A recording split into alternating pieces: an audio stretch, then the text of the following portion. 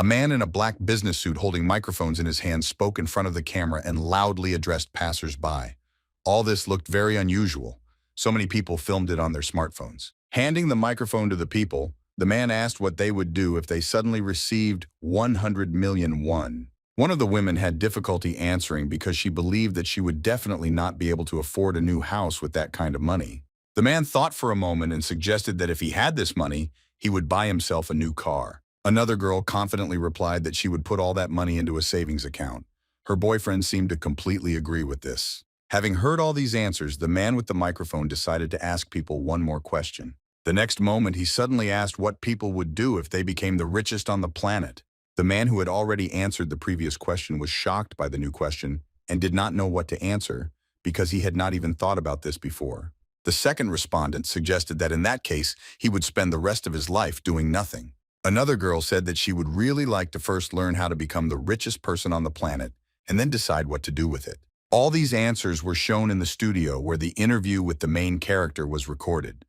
The presenter told the guy that these were only some of the answers. After that, she asked the guy to share the secret of how he managed to become the first and youngest Korean who was officially recognized as the richest person. The presenter continued to say with a smile that there were rumors that the main character was a seer and could see the future. To this, the guy just smiled and said that this definitely never happened in real life. Suddenly, the smile on the guy's face instantly disappeared, and his eyes began to glow brightly and exude a barely noticeable aura that dissolved into the air. The reason for this was an unusual person who was closely watching the interview while being out of the camera's line of sight. The protagonist knew this person well. It was an elderly woman dressed in stereotypical shamanic attire. She smiled slightly upon hearing the boy's answer. Suddenly, the large eagle that was sitting quietly on the stick that served as a cane spread its wings wide, simultaneously emitting a mysterious aura.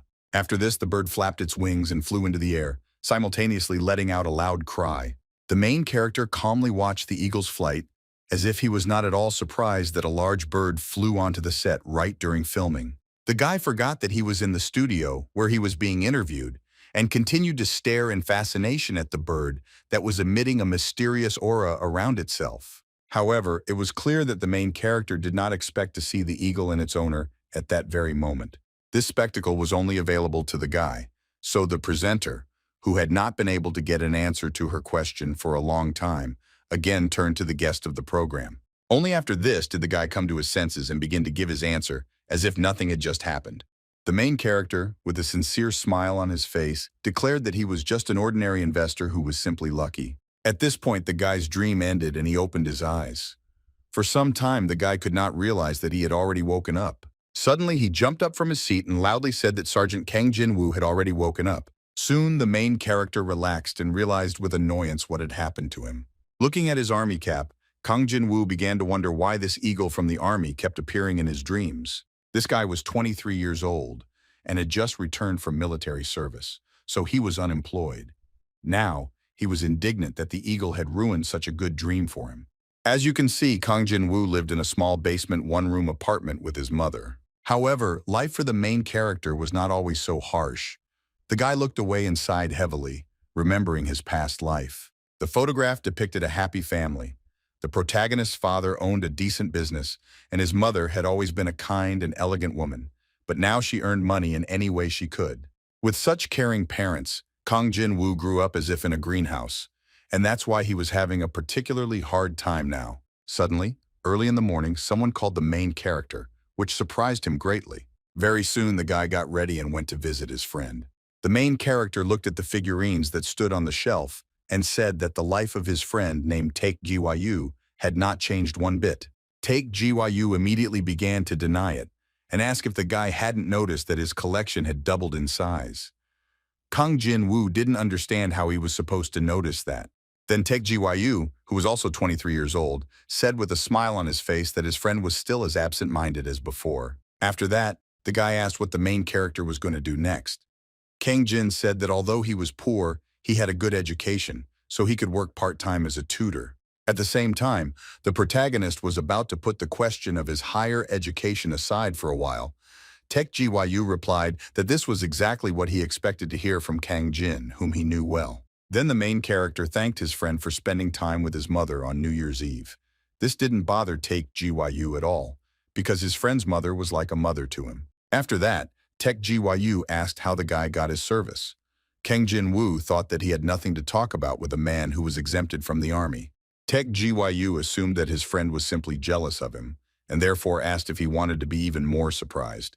The protagonist was immediately interested. Suddenly the guy almost whispered that he had found the code words for his wallet with Bitcoins. Tag GYU saw that his friend didn't really understand everything and then reminded him that he once sold his character in the game Lutnia and received cryptocurrency for it. Kang Jin asked if it was the same cryptocurrency that eventually rose in price to 50 million won, which made his friend very upset because he lost access to his wallet. Take GYU confirmed this and said that he found the lost keyword while cleaning the box with figurines.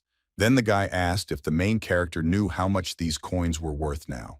Having received no answer, the guy said that yesterday the price was $1,122.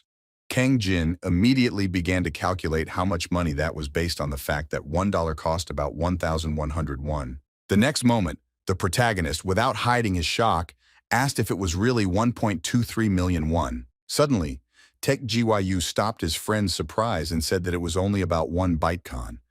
Kang Jin did not fully understand everything, and it was clear that he needed an explanation. Then the guy said outright that $1,120 was the price for just 1 Bitcoin. After that, there was absolute silence in the room for a while. Soon the main character began to think because he wanted to calculate how many thousands of won would be in total if his friend had 11,000 Bitcoins. Kang Jin couldn't calculate everything correctly for a long time because the sum was already not small. Very soon the guy's face distorted in incredible surprise because he had already finished his count. The surprise on the guy's face quickly changed to excitement and fear because he couldn't believe that this was really possible. The next moment, the main characters loudly shouted that 11,000 Bitcoins were worth 13.5 billion won. Kang Jin immediately jumped up from his seat and, calling his friend crazy, asked if it was really a dream. Take GYU asked the guy not to yell and admit that he was just jealous of him. The guy continued to say that he also didn't immediately realize it, but it was all true. Tech GYU was so shocked that he couldn't even be happy normally. In total, Kang Jin was shaking from so much shocking information, but he still managed to ask his friend to give him 100 million, which he immediately refused. Next, Tech GYU says that he has already put some of the Bitcoins up for sale through an exchanger and believes that at this rate the price will even rise further. Kang Jin-woo called his friend a cheapskate and then regretted not playing that game more diligently at the time. Suddenly, the main character remembered how he and his friend were sitting in a computer club playing that very game Take GYU, then asked him to check more enthusiasm. Then the guy grabbed Take GYU by his clothes and loudly declared that they had played together, and then the guy sold his character too. After this, the main character called his friend a thief and demanded that he give him his share. Take GYU was surprised by this but asked what the guy's share was. Kang Jin immediately thought about it, trying to find the answer to this question because he didn't want to make a mistake. Suddenly, the main character's thoughts were interrupted because he saw something that shocked him. The guy looked out the window and saw that there was a big bird sitting on the roof of the neighboring building. It was the same eagle that had appeared to the main character in his dreams more than once.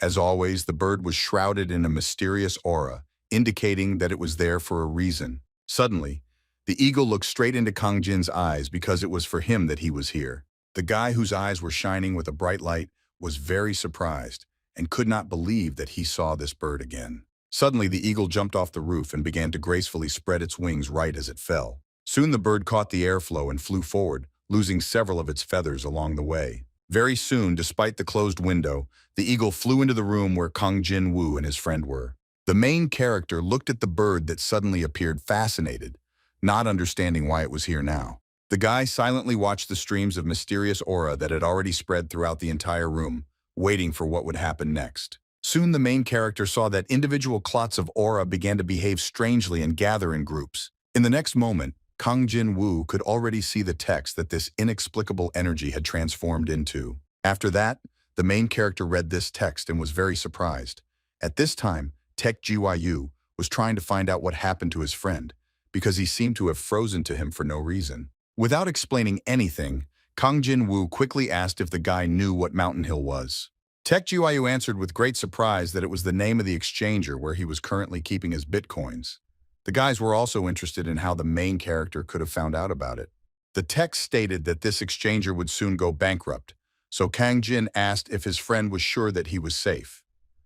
Tech GYU did not understand the guy's worries. Then the main character remembered with horror that during his service in the army, this had already happened to him. K could not fly into the same eagle, after which a text of energy appeared. The guy assumed that all this could be just a hallucination, but he was afraid of what could happen if this mysterious message turned out to be true. After this, the main character turned to his friend and asked him to dry him carefully. Take GYU was surprised by the guy's seriousness but did not interrupt him. The next moment, Kang Jin Woo, without explaining anything, convincingly asked his friend to sell all his bitcoins. Tech GYU asked why the guy was telling him about this.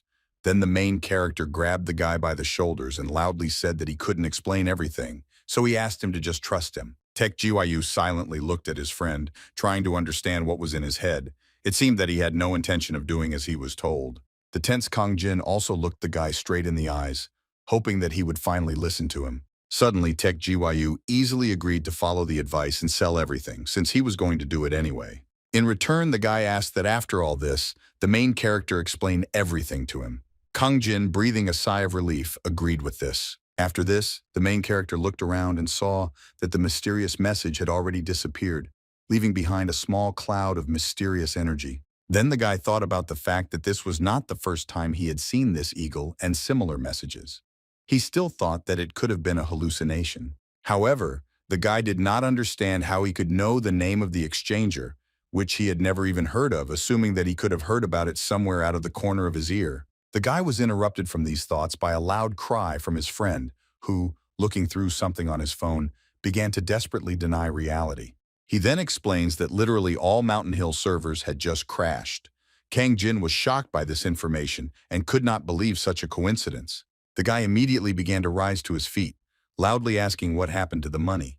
Tech GYU replied with a trembling voice that he was able to sell everything at the very last moment. After this, the guy decided to find out what the matter was, assuming that perhaps it was just a break for maintenance. Kang Jin began to obediently wait for an explanation, while wondering what the hell this was all about.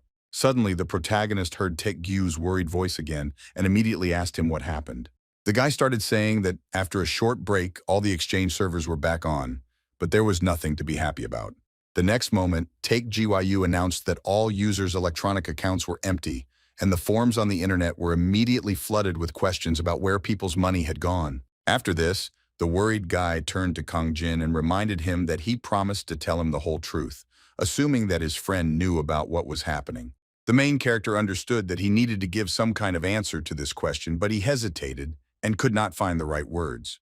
Tech GYU could no longer bear this agonizing weight, so he asked his friend not to remain silent and to quickly tell him everything. Still, Kang Jin Woo exhaled heavily and decided to tell everything as it really was, counting on Tech Gyu's understanding. The next moment, the protagonist stated that, according to his assumption, he was somehow able to gain the ability to see the future. After this, the main character remembered what happened to him a year ago at the training ground during mortar firing exercises. That day, the commander turned to the guy and asked him to stop being so careless and listen carefully to everything, because he would be asked about it when he returned to base. Private Kang Jin Woo immediately stood at attention and loudly replied that he understood everything. Suddenly, the guy was stunned because he saw clots of aura that were hovering around him. After that, he looked to the side because he saw something even stranger. The main character looked at the eagle that was sitting on a branch. Clouds of steam seemed to be emanating from it. This seemed strange to the guy, which made him wonder if these birds always looked like this. Suddenly, the eagle took off from its place, and without taking its eyes off Kang Jin Woo, the air flew up. This surprised the guy very much. A moment later, the bird flew right past the main character, which scared him a lot.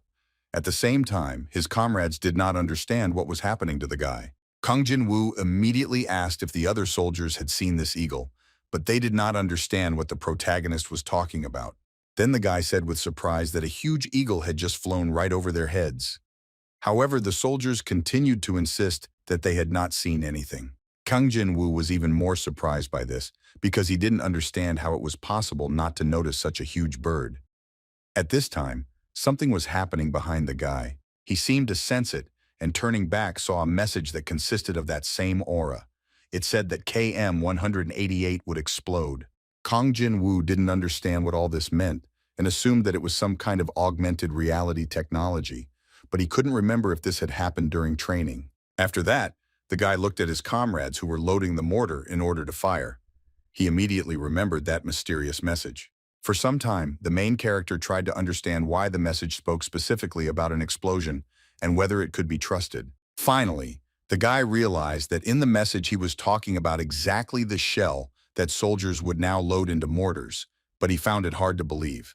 Only when the main character saw the flash could it be said without exaggeration that his body instinctively sensed danger and reacted many times faster than his mind.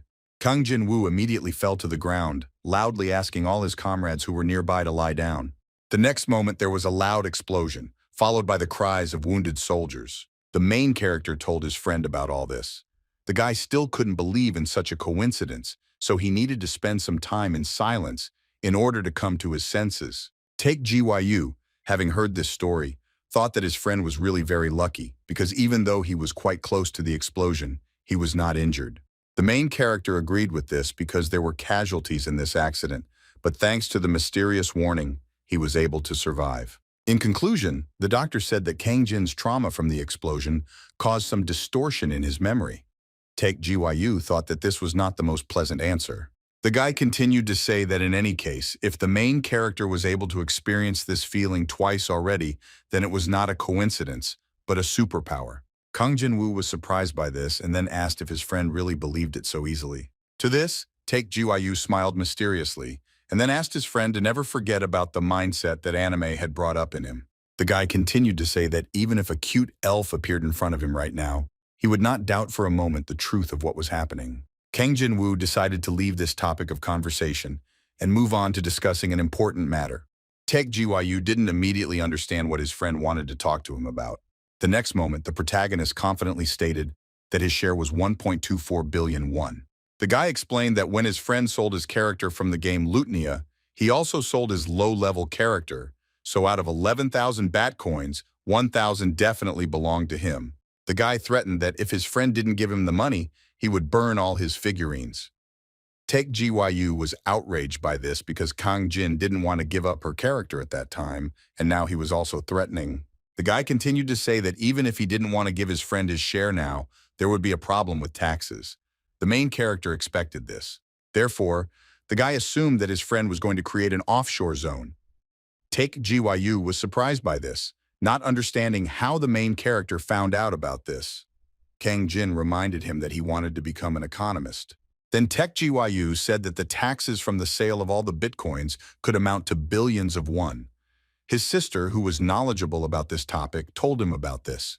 That is why the guy created an offshore zone in the USA on the island of Dela and registered a company there called OTK Company.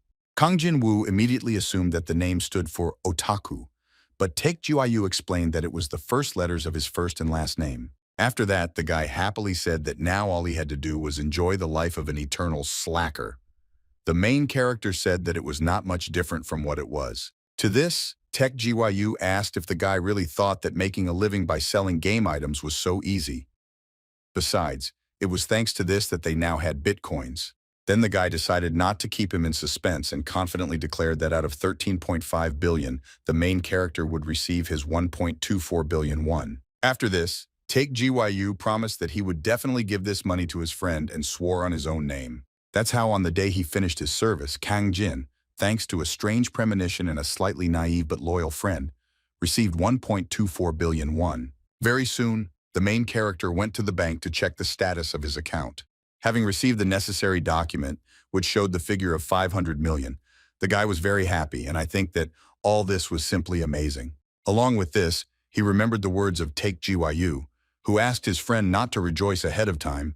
He would not be able to give him the entire amount at once. Kang Jin will answer that he knew about this because the money he would receive was a gift for which he still had to pay 20% tax. And the larger the amount, the more progressive the tax rate was. Take GYU was glad that his friend understood this topic and said that he would first send 500 million and then find a way through his sister to transfer the remaining 740 million. A satisfied Kang Jin left the bank and mentally asked that all this not be a dream. After that, the guy started thinking about what he should have done with this money first and suggested that he should have given his mother time to rest from work and bought her new clothes. Very soon, the main character arrived at a huge shopping center which he had rarely visited before. Kang Jin-woo walked inside, humming a simple song under his breath, because he understood that today he could allow himself anything he wanted. The main character looked around with a satisfied expression, deciding where exactly he should start shopping. Suddenly, the guy heard the loud voice of a woman who was indignant at the fact that she was being poked with a dirty rag. Someone was apologizing for this. Looking to the side, the main character saw a crowd of people watching what was happening. Kang Jin came closer. The woman continued to shout, saying that before she could leave a complaint on the store's website, the employee should kneel down and apologize to her. The angry woman loudly asked if the offending employee knew how much her shoes cost and said that she would never have saved up for such shoes. The store manager bowed low to the dissatisfied customer and asked for forgiveness for not keeping an eye on his subordinate. After this, with a very displeased expression on his face, he turned to the woman who was standing behind him and asked what she was waiting for, since she should have immediately gotten on her knees. Kang Jin-woo was shocked when he finally saw the face of the guilty cleaning lady. The main character was stunned with surprise and could not believe that this was actually happening. The guy looked closely at the frightened woman who turned out to be his mother. The main character was stunned with surprise and could not believe that this was actually happening. The guy looked closely at the frightened woman who turned out to be his mother. The aggressive customer continued to scream loudly and demand that the cleaning lady either get down on her knees and apologize or pay for her damaged shoes. The store manager also pressured the woman, threatening to fire her if she did not immediately apologize to the customer. At this time, Kang Jin-woo was thinking and couldn't understand why his mother was here, because she said that she worked at the call center of a department store. Meanwhile, the main character's mother closed her eyes and frowned, understanding that she no longer had any other choice. The woman felt incredible shame and, regretting her situation, she nevertheless dared to do what was required of her. The main character's mother began to slowly descend. Before this, she had never had to humiliate herself like that in front of anyone. Suddenly, the woman felt that someone grabbed her hand, preventing her from kneeling. It turned out that it was her son who simply could not call this to happen. Kang Jin-woo then turned to the disgruntled customer and asked what could be so important that the woman would force someone to kneel before her. The main character's mother saw that it was her son and bashfully looked away because she didn't want him to see her like that. At this time, the still dissatisfied woman asked the guy who he was and why he interfered, assuming that he was the son of the guilty cleaning lady. Kang Jin-woo confidently confirmed without any doubt that he was this woman's son. The cleaning lady, upon hearing this, immediately began to deny it and say that this young man did not know her at all. Suddenly, Kang Jin-woo interrupted her. After this, the main character turned to his mother and asked if she was ashamed of him. The woman did not answer. Then the guy looked straight at his mother and confidently declared that he was proud of her no matter what. The store manager and the dissatisfied customer were very surprised that Kang Jin-woo really turned out to be the cleaning lady's son. Then the main character asked what was going on here. The woman began to explain hesitantly that the cleaning lady had touched her shoes with a mop when she was washing the floors. The guy was surprised that the reason for such a noise that attracted the attention of a whole crowd of people was just this. After this, the main character looked at her with a stern gaze and asked if this was the only reason the woman allowed herself to force someone's mother to kneel before her. These words made the dissatisfied client even more angry, so she was going to insist on her own. The woman showed off her shoes and said that they had cost a whopping 600,000 won, but now they were ruined. Without a moment's hesitation, Kang Jin calmly handed over the money and said that the woman should apologize to his mother, take the money and leave. The main character also offered her another option, namely, the woman could take her precious shoes and leave here with nothing, because no one else was going to listen to her. The guy continued to say that the woman was being filmed on video, so it would have been better for her to just take the money. Receiving no reaction, the protagonist coldly asked whether he should have thrown the money on the ground so that the woman would kneel down and pick it up. The dissatisfied client was very unhappy with such a dismissive attitude towards herself, which made her very angry, but she could no longer do anything about it. Nevertheless, the woman briefly asked for forgiveness, considering that this was the end of the situation. The next moment, she quickly snatched the money from the protagonist's hands as if she was afraid that he would not give it to her. After that, the woman began to meticulously count the money while Kang Jin silently looked at her, not believing that such people really existed. Suddenly, the guy turned to the store manager. The man was very surprised by this, but began to listen to him attentively. Kang Jin asked the man to take care of taking the shoes from that lady, because now they belonged to him, since he bought them with money. The woman was very surprised by this, but the guy continued to say that if he did not see these shoes by tomorrow, he would report the theft to the police. After this, the main character began to take his mother away, and from this place, the dissatisfied client asked him why he had to be so petty. The woman continued to say that the guy had no need for her lips since he wouldn't even wear it.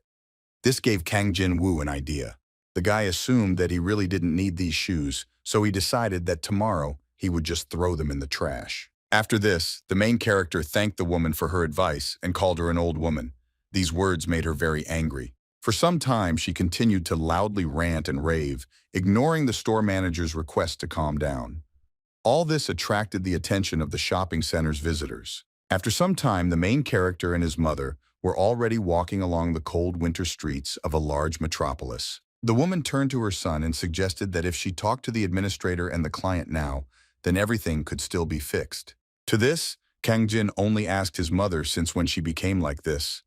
The woman made excuses and said that today was the first time something like this had happened. Suddenly, the main character, having received the wrong answer, hugged his mother, which surprised her greatly.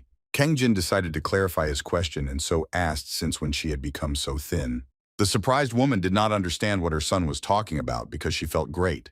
The guy then said that his mother no longer had to work where she was treated like that and promised that from now on he would take care of everything himself. After that, Kang Jin-woo looked at his mother with a smile and silently because he already knew for sure that he would be able to fulfill this promise.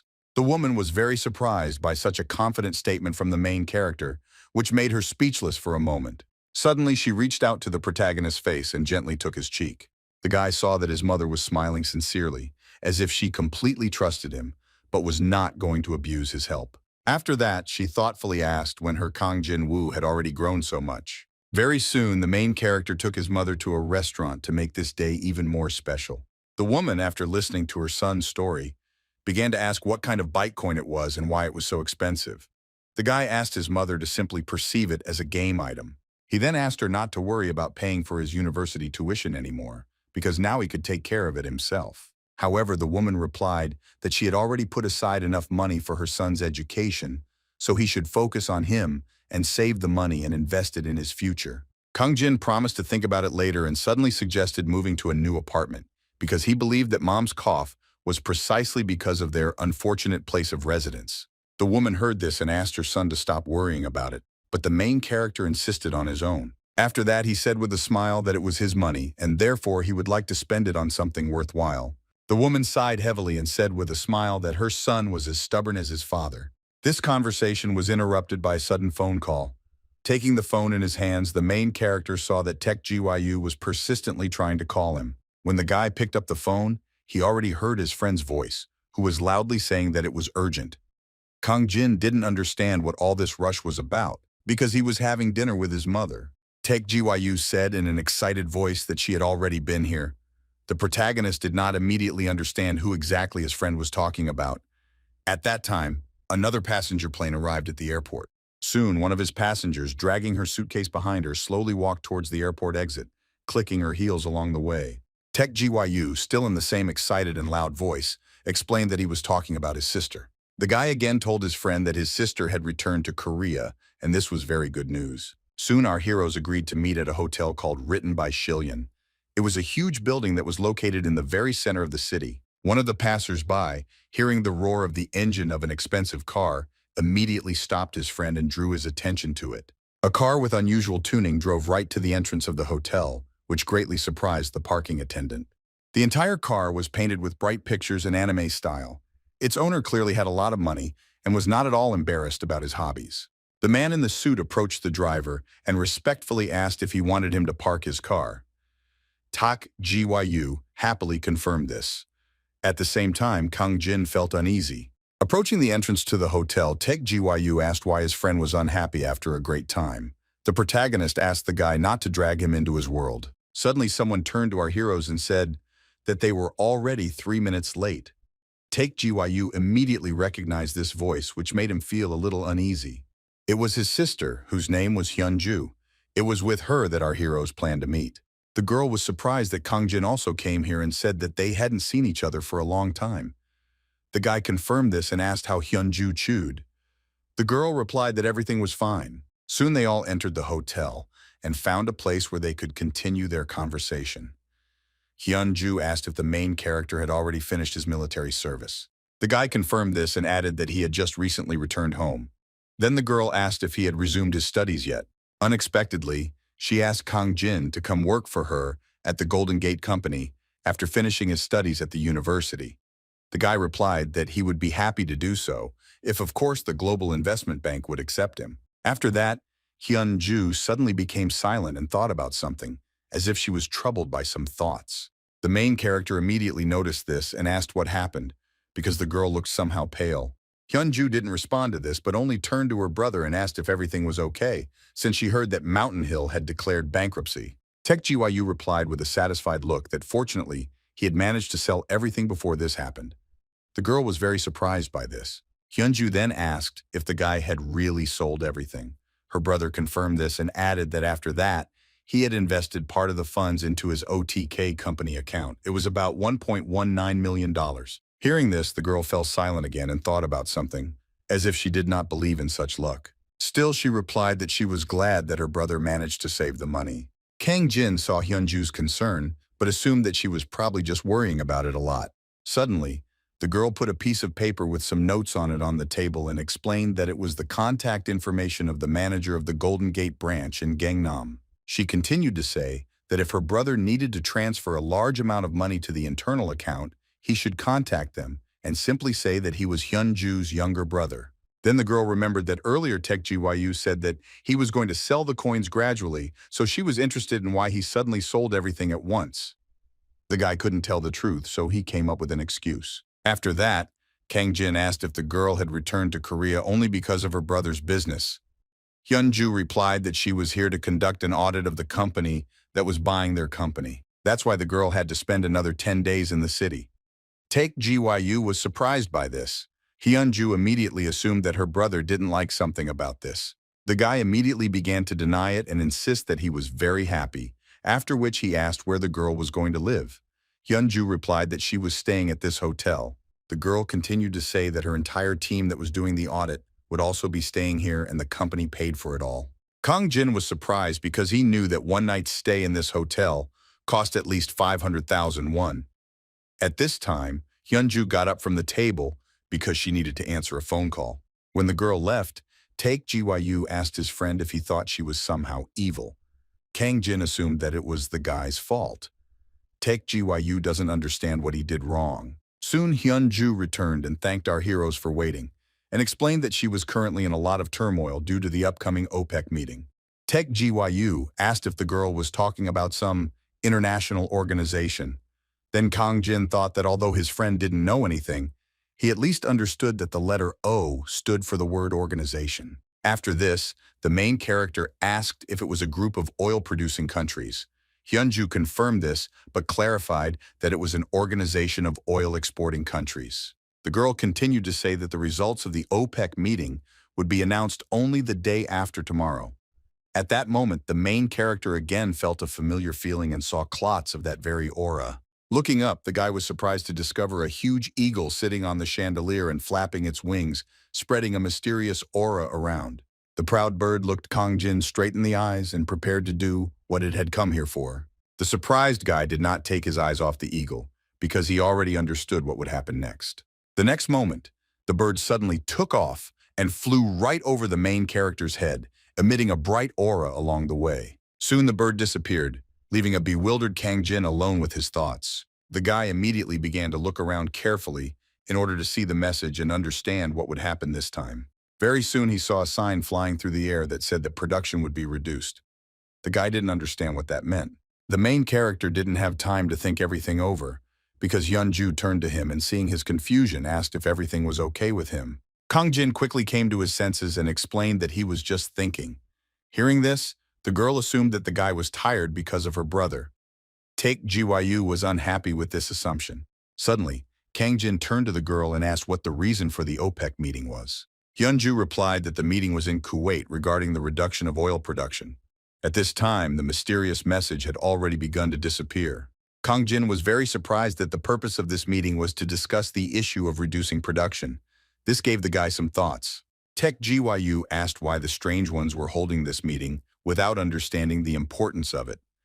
The girl began to explain that if financial assets were represented by shares and bonds, then the real assets were oil and gold.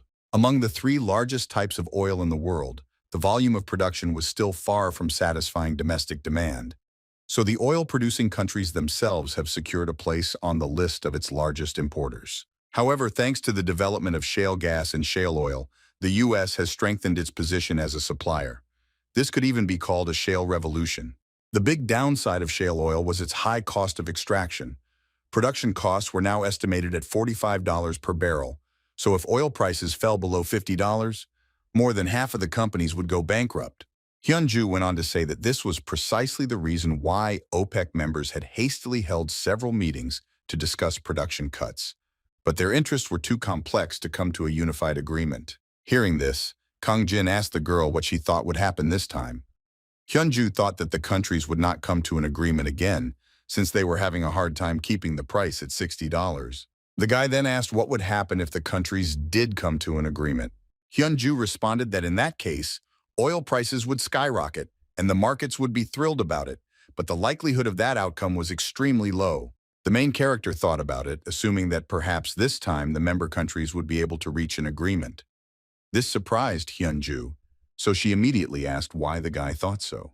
The main character realized that he had said too much, so he began to justify himself and say that in his opinion, this would be a good outcome. Hyunju responded that it would indeed be good, but hope and prognosis were completely different things. Soon the conversation was over and our heroes headed home, admiring the sunset hanging over the metropolis.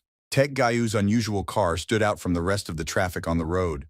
Kang Jin looked out the window and thought that if the OPEC agreement to reduce oil production was concluded as the vision showed him, then oil prices would skyrocket. Pren began to wonder why he didn't buy oil in advance, because if this really happened, it could bring him significant profit. After this, the main character began to remember that the prediction of the mortar explosion had come true exactly. The prediction about Mountain Hill's bankruptcy also came true, which means there was a chance that the prediction about the OPEC agreement would also come true. Now the guy had to decide on the investment capital because he had recently signed a lease agreement and was also planning to give his mother about $100 million, so he had $275 million left at his disposal. Then the main character thought about whether it was worth it for him to invest all this money in oil.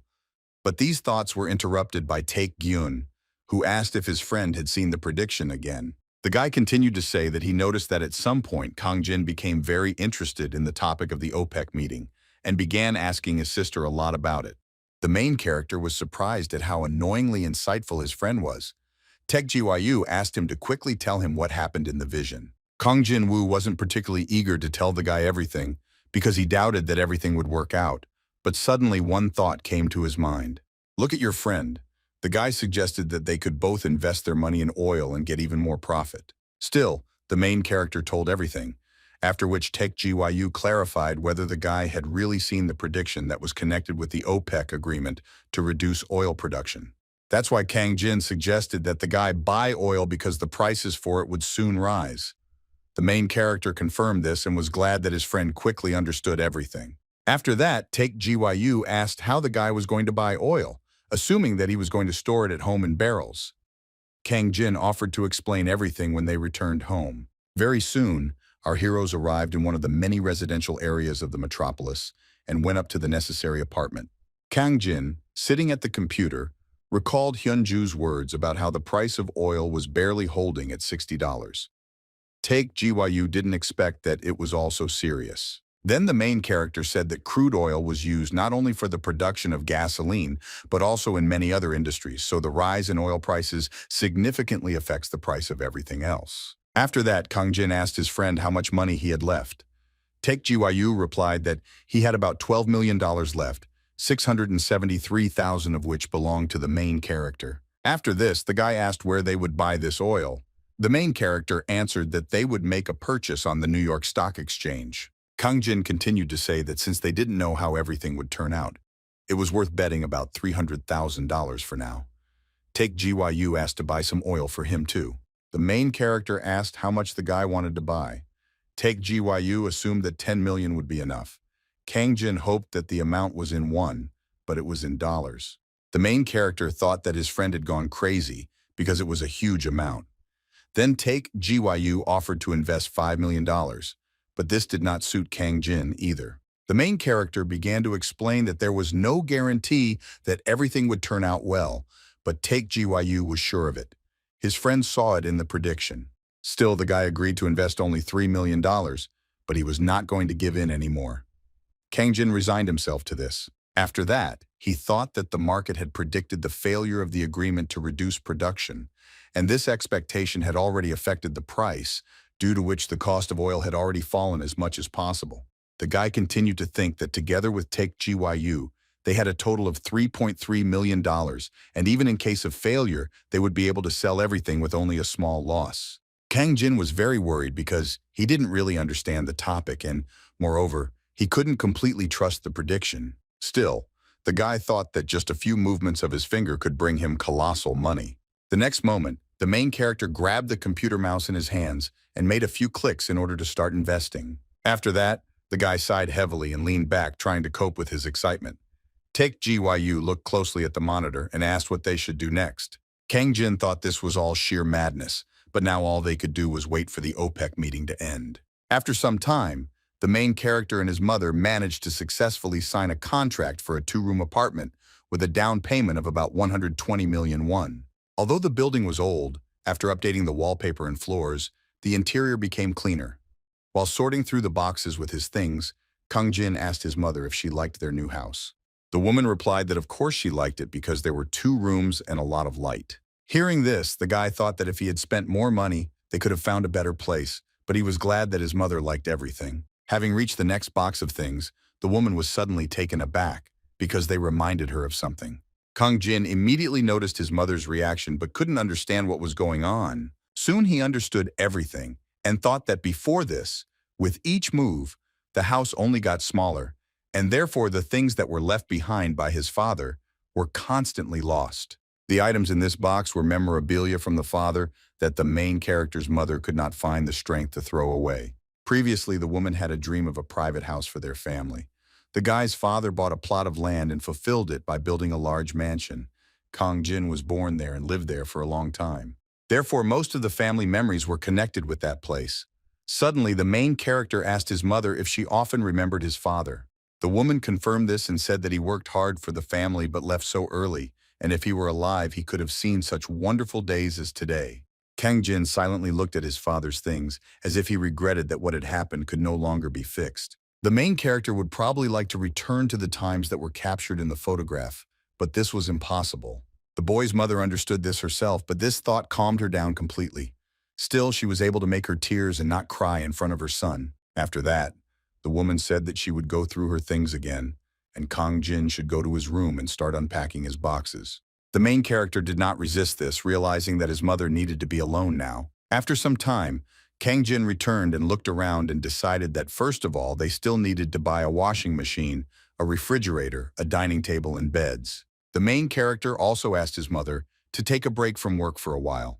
The woman did not agree with this and insisted that everything was fine with her and that she could continue working. Hearing this, the guy asked her to at least take a vacation for 3 months. After much persuasion, the woman agreed to this. Unexpectedly, Kang Jin handed his mother a sealed envelope and said that he had deposited 100 million won into the account, which she could use as she saw fit. The woman was very surprised by such a large sum and didn't even know what to say about it. The next moment, she began to scold her son for the fact that, although he had suddenly managed to get rich, he was now giving money to everyone. The boy's mother continued to say that she had been saving money, so the envelope was not needed, after which she advised her son to save these funds and put them aside for the purchase of a house or his wedding. Then Kang Jin smiled and asked his mother to consider that he had simply left the money for her to keep.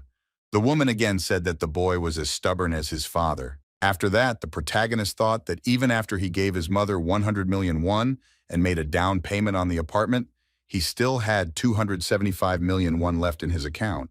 About 100 million would go to taxes, but Take GYU still had to transfer 740 million.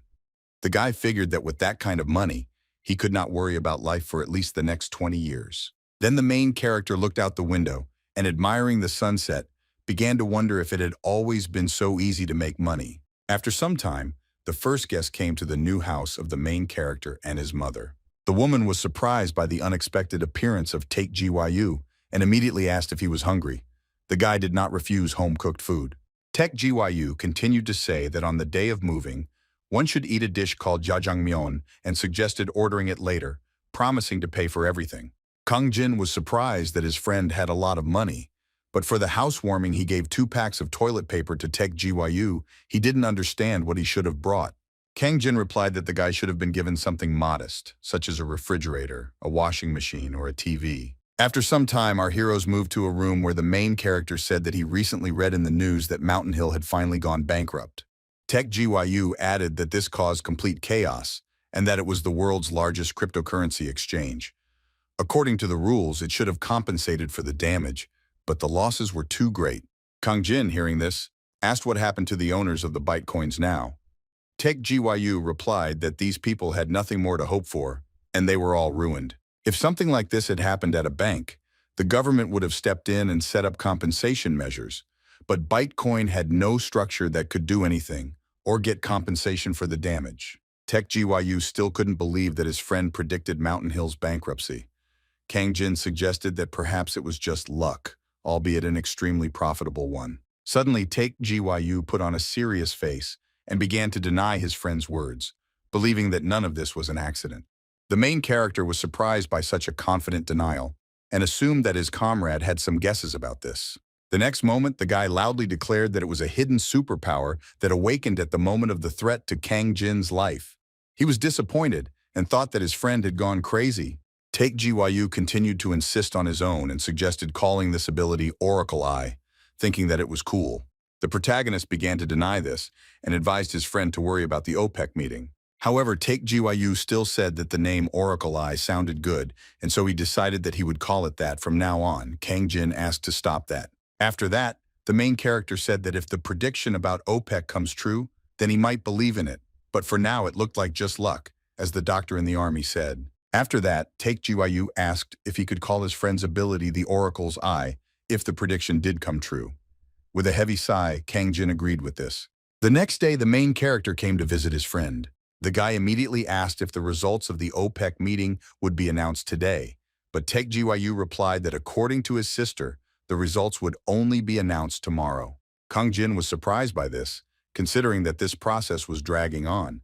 Because of this, the guy had a bad feeling, because he thought that something was not going according to plan. The guy continued to think that since the purchase, the price of oil had already fallen by 3%, and in total their loss was already 100 million, and the fall was still continuing. The mood of the main character noticeably worsened, because he had already begun to assume that he had made a mistake in his conclusions somewhere.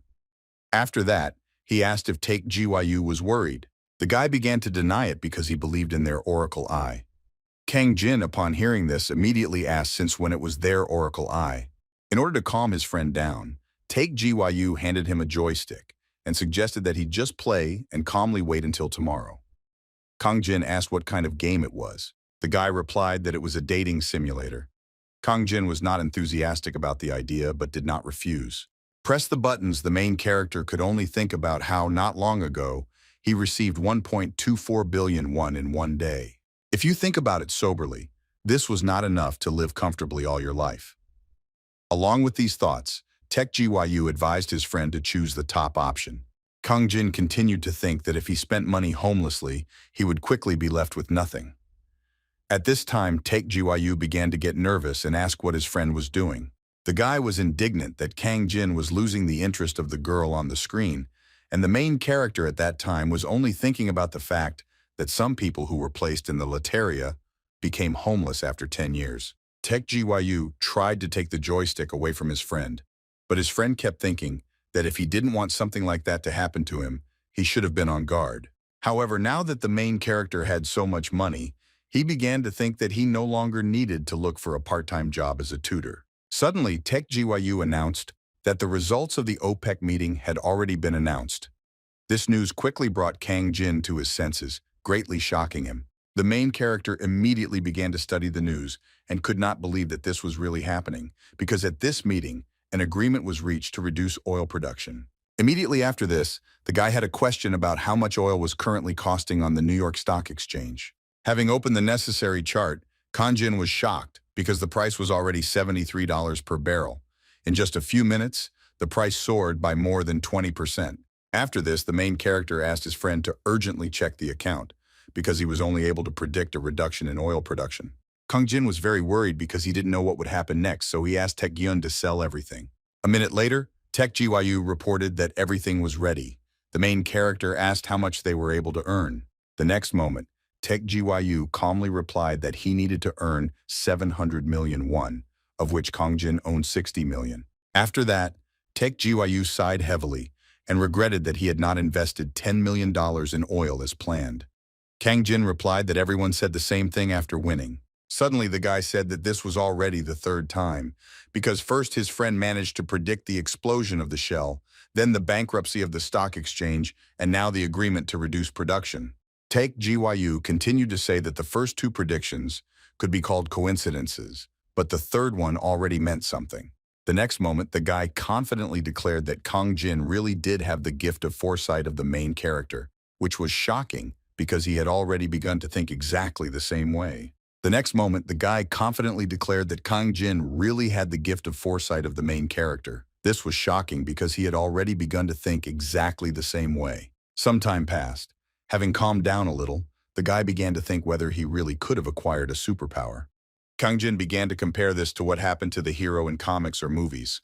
When people thought of superpowers, they usually pictured flying, destroying buildings with a fist, or telekinesis.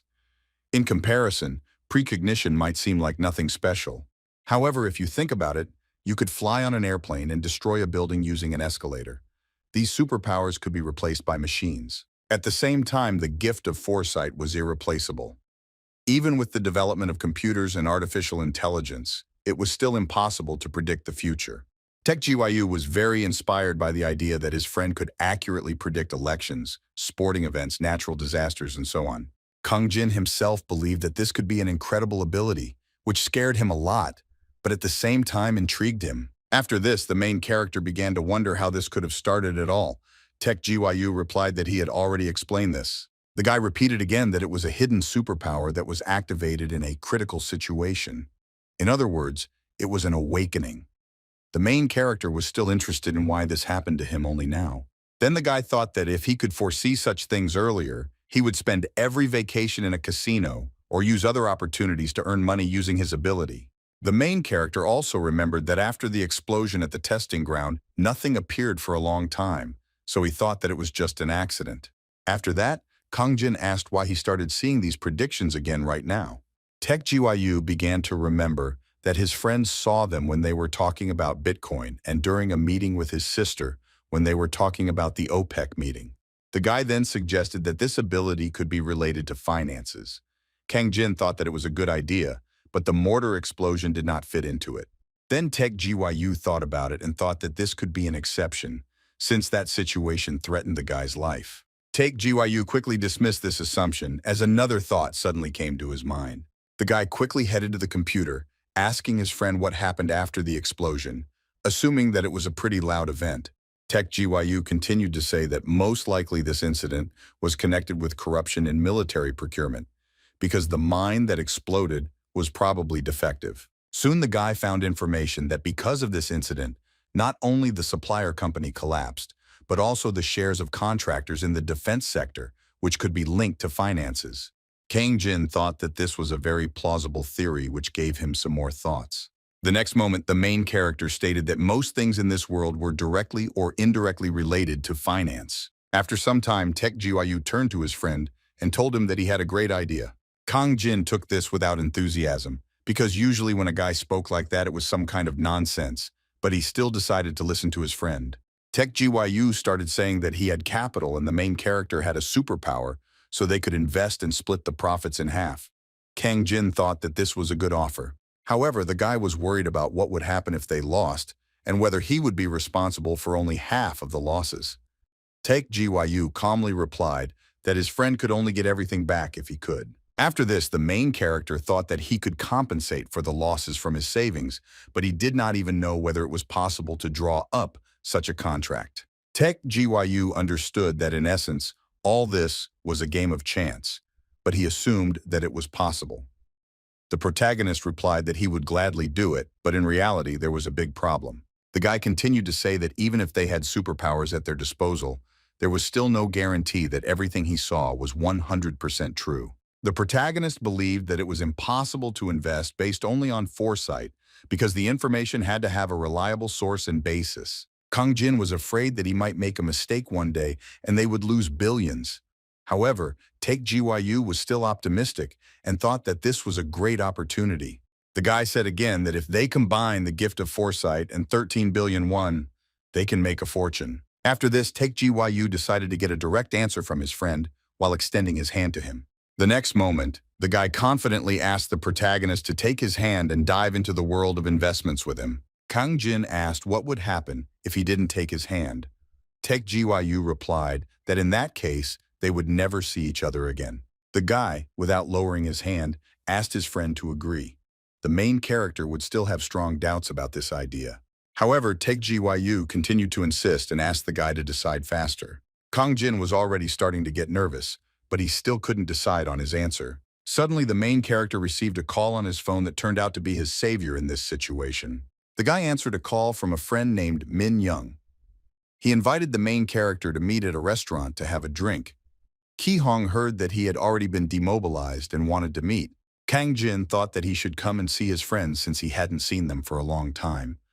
Min Young was glad to hear this and said that they were meeting at Kuma Beer in an hour.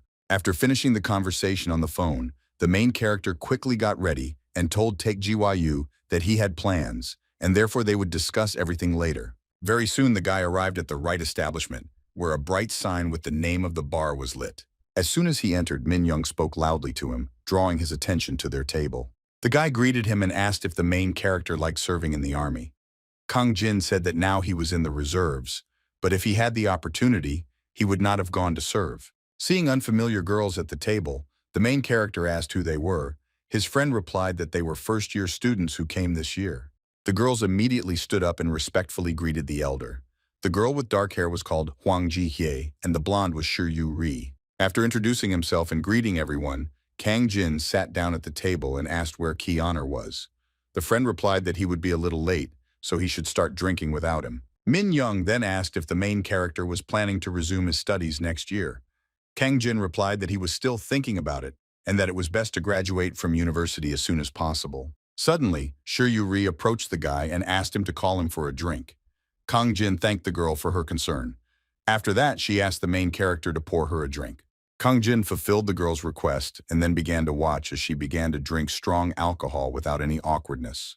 Having emptied the glass, Shi-Yu Ri barely restrained herself from making a face. The protagonist was surprised at how well the girl drank. Shi-Yu Ri replied that she could easily hold out for 3 bottles of soji.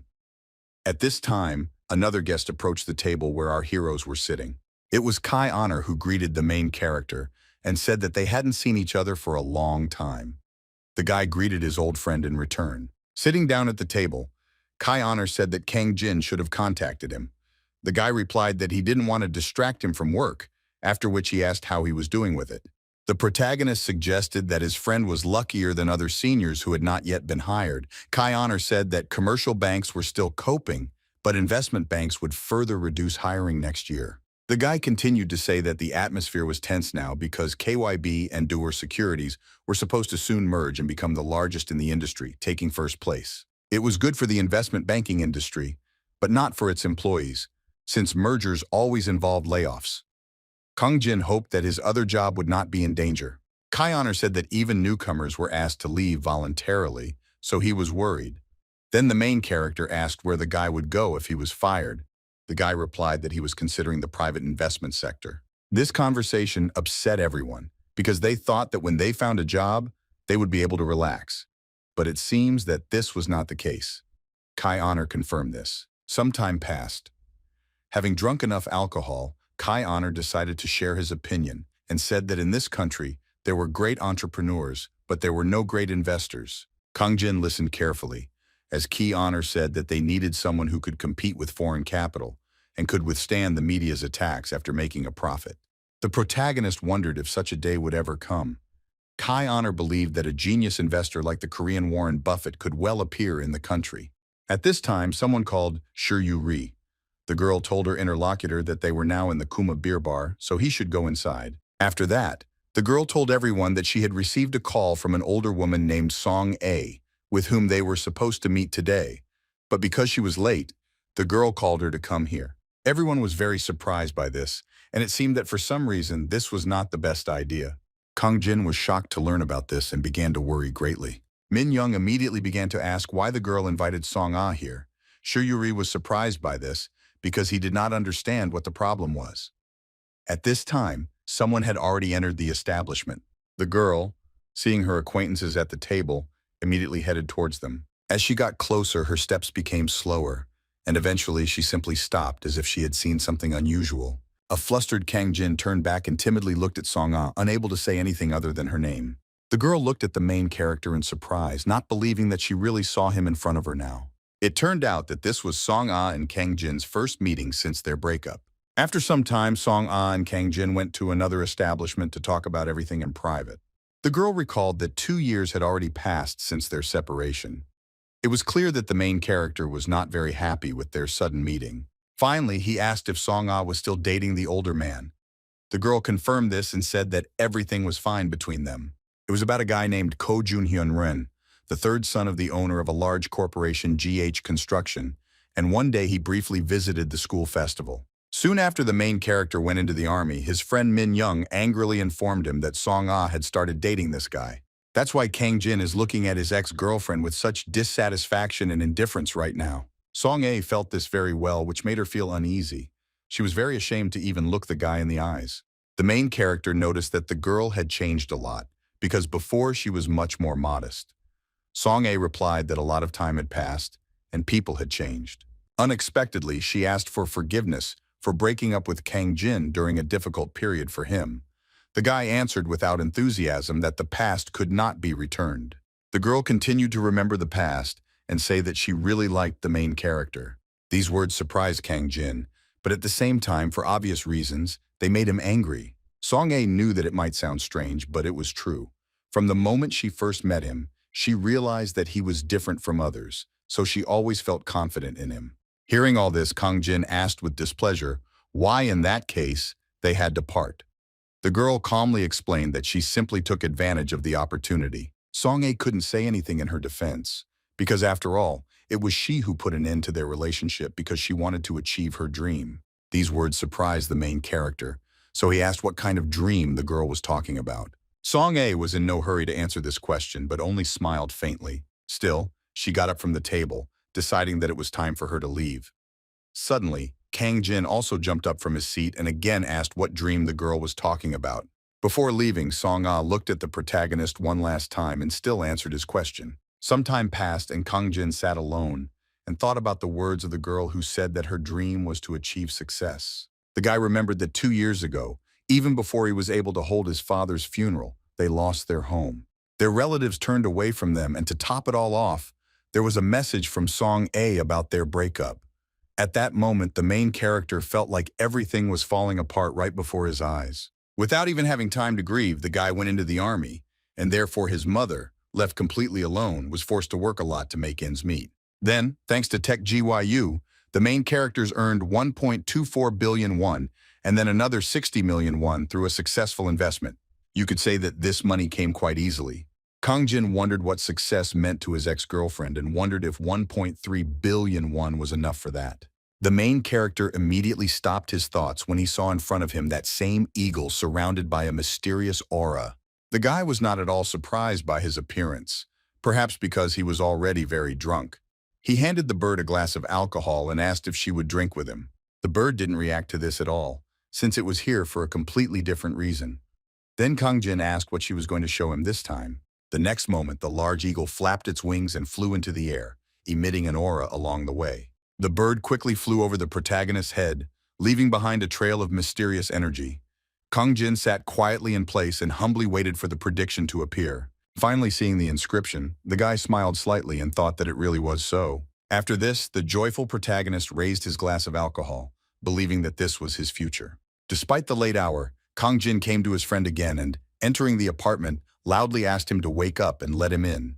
Taek Ji-woo became indignant that he slept so well, but the guy woke him up. Soon he realized that he was drunk, and so asked his friend to go home. Suddenly, Kang Jin grabbed the guy by the hand and loudly said that they shook hands, and therefore would now do everything together. Taek Ji-woo did not immediately understand what his friend was talking about. The main character explained that he was talking, of course, about achieving success.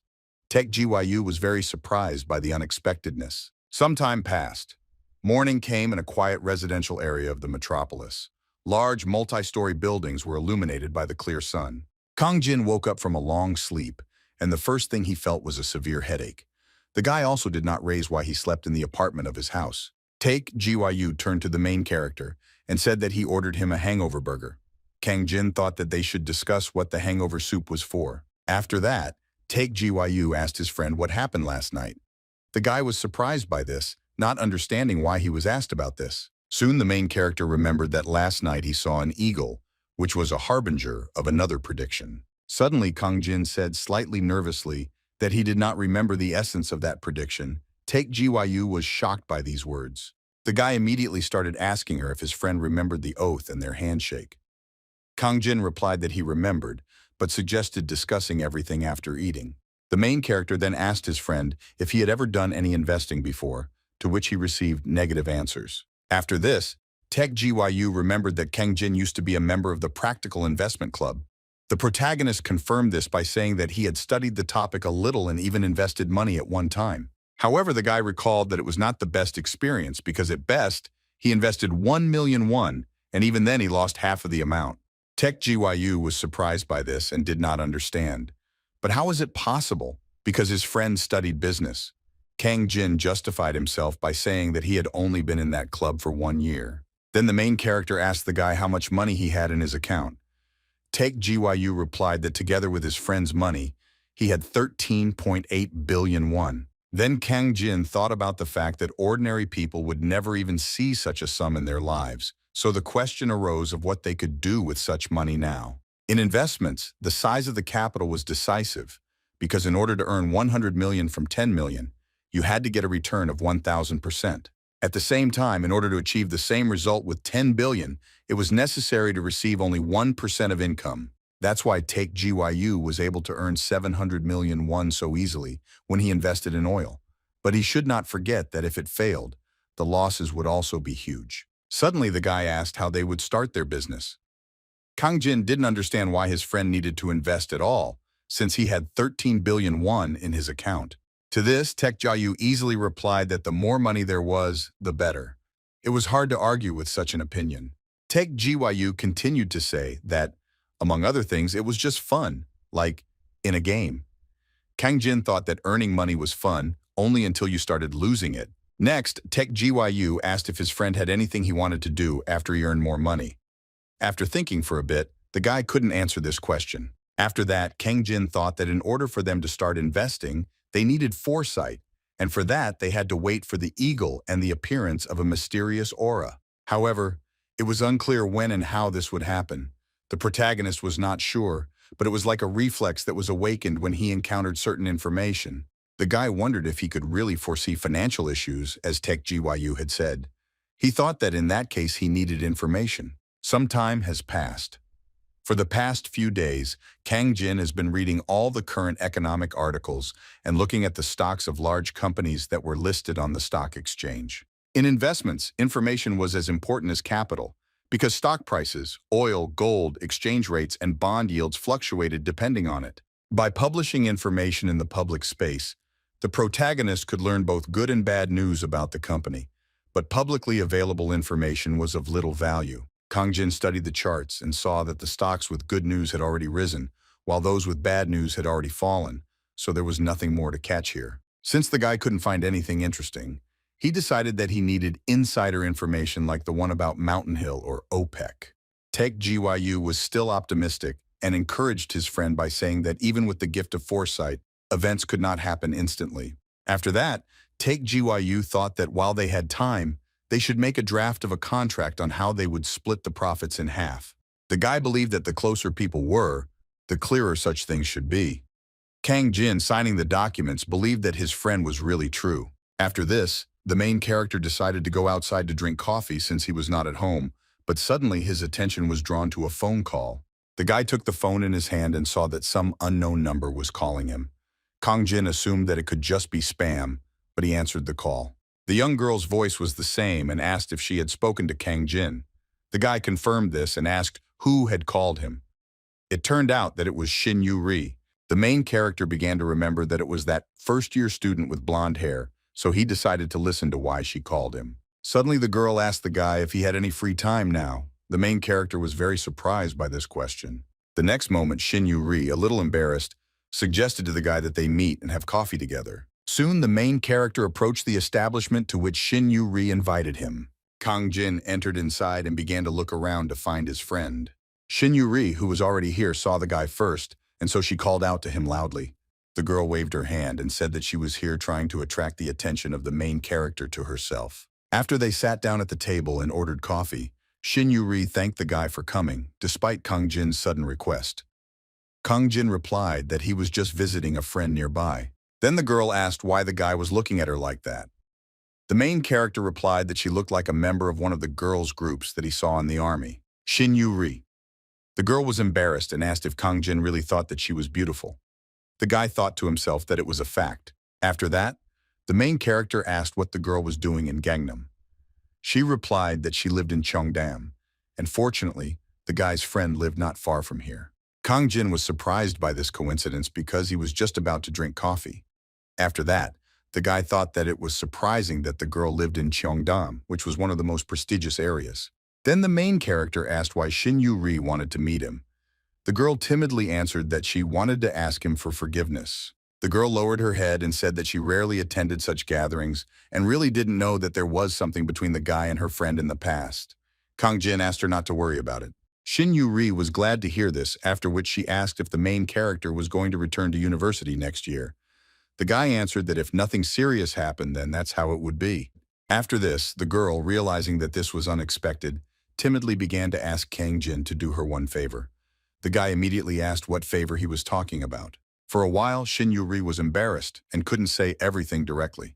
This surprised Kang Jin and only caused him to have more questions. Seeing the girl's flushed cheeks and how she tried to look away, the guy couldn't believe in the superiority and immediately assumed that the apology was just a pretext. The protagonist was completely shocked and very embarrassed when he realized that Shin Yu-ri invited him here on a date. It was too unexpected for the guy, so he didn't even know what to answer. He thought about whether he should refuse if the girl still puts off confessing. Also, the excited protagonist thought that Shin Yu-ri was too beautiful, and he was not ready for this. Finally, the girl asked if the guy could help her choose a phone because she was afraid that she would be deceived if she went alone. Kang Jin was struck by lightning, but he calmed down. After this, the main character, although he exhaled with relief, considered that it was an absolute failure. The girl sincerely did not understand why he had such a reaction. Then Kang Jin thought that he didn't understand electronics at all. Unlike Take GYU, who never skimped on personal devices and who probably knew everything about the latest phone models. Soon our heroes were already in the electronics store to pick out a suitable phone for Shin Yu-ri. The manager asked if his customers were interested in a particular model. The girl asked if the SEO-Sung electronic L6 phone was available, to which she received an affirmative answer, since it was a bestseller. After that, the girl asked if there was an increased cashback on this phone today, as indicated on the website.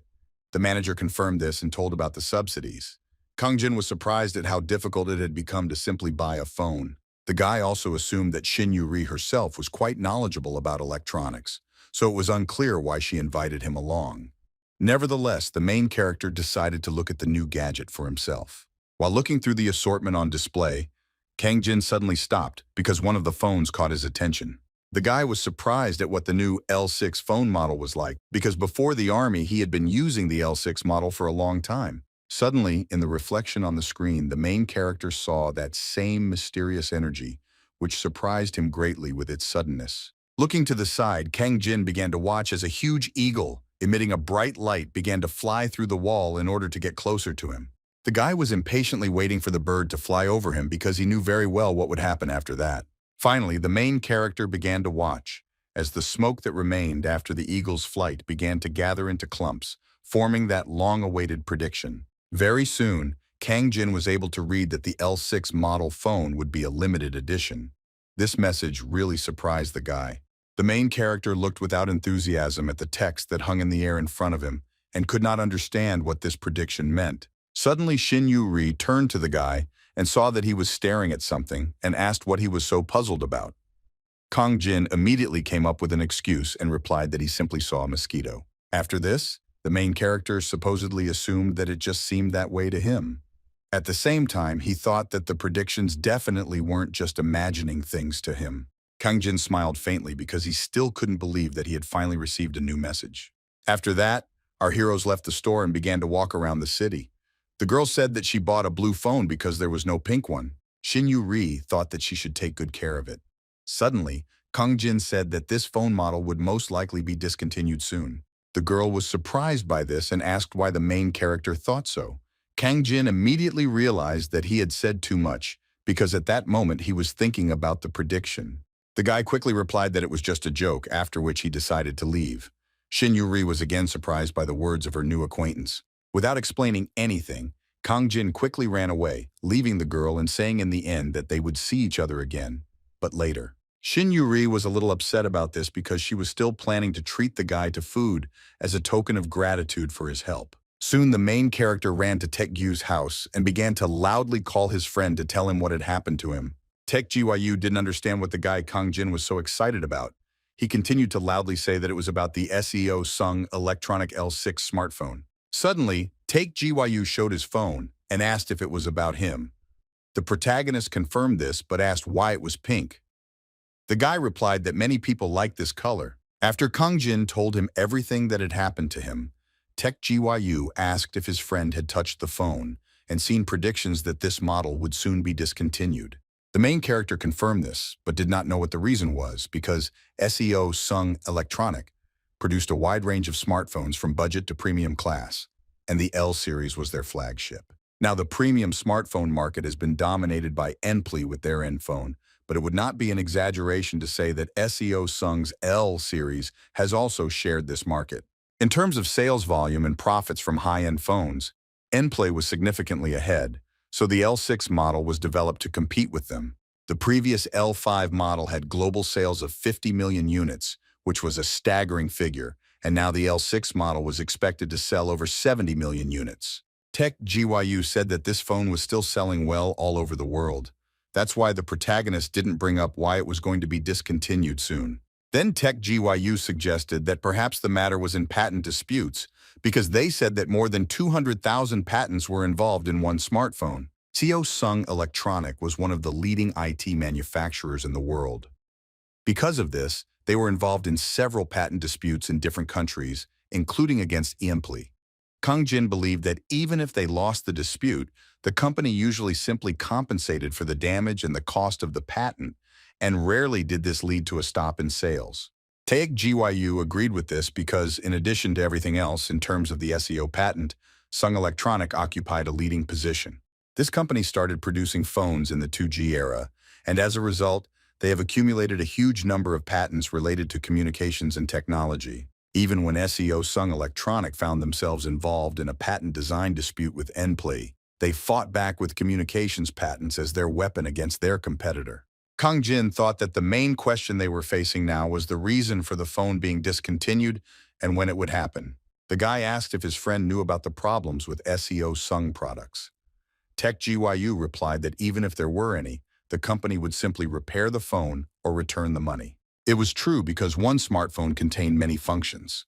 This could cause various problems in its software and hardware. After this, the main character thought that the company would never intentionally do something unprofitable, so it was unclear why a well-selling product could suddenly be taken out of production. That same night, something unexpected happened. Kang Jin suddenly woke up from Taek Gyu's loud scream. Not understanding anything, the frightened guy asked what happened. The equally frightened Taek Gyu pointed to his phone, which was lying on the floor, and in a trembling voice said that it was lying next to his head and suddenly exploded.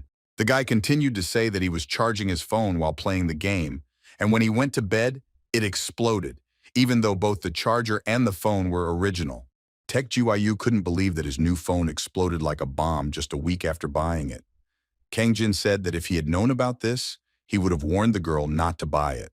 After these words, Take GYU and Kang Jin suddenly fell silent and looked at each other, because the same thought came to both of them at the same time. The boys then turned their gaze to the phone that had just exploded, not believing that they had finally figured out what could have caused it to be taken out of production. The next day, Tech GYU managed to find information on the internet that there had already been an incident with a phone explosion and that it had happened 3 days after graduation. The message even included a photo, according to the author. The phone broke while charging, just like Tech U's. However, thanks to the prompt response of SEO Sung Electronic, this was quickly hushed up. The guy continued to say that there were other similar posts on blogs and in notes on Facebook. Tech GYU thought it was not surprising that the company wanted to silence people with monetary compensation, since they did not want to stir up controversy about quality and blamed external influences for what happened. In fact, phone explosions were not that rare, but the question was whether it was one device in a million or 1 in 10,000. Tech GYU continued to say that in addition to the explosions, there were also minor problems, but this did not particularly affect sales, so it could be said that until the release of the Phone 7, this phone would dominate. Kang Jin suggested that the problem was in the production process, but Tech GYU didn't believe that SEO Sung could make a mistake that even young companies wouldn't make. In any case, the guy was glad to see that they had incredible information.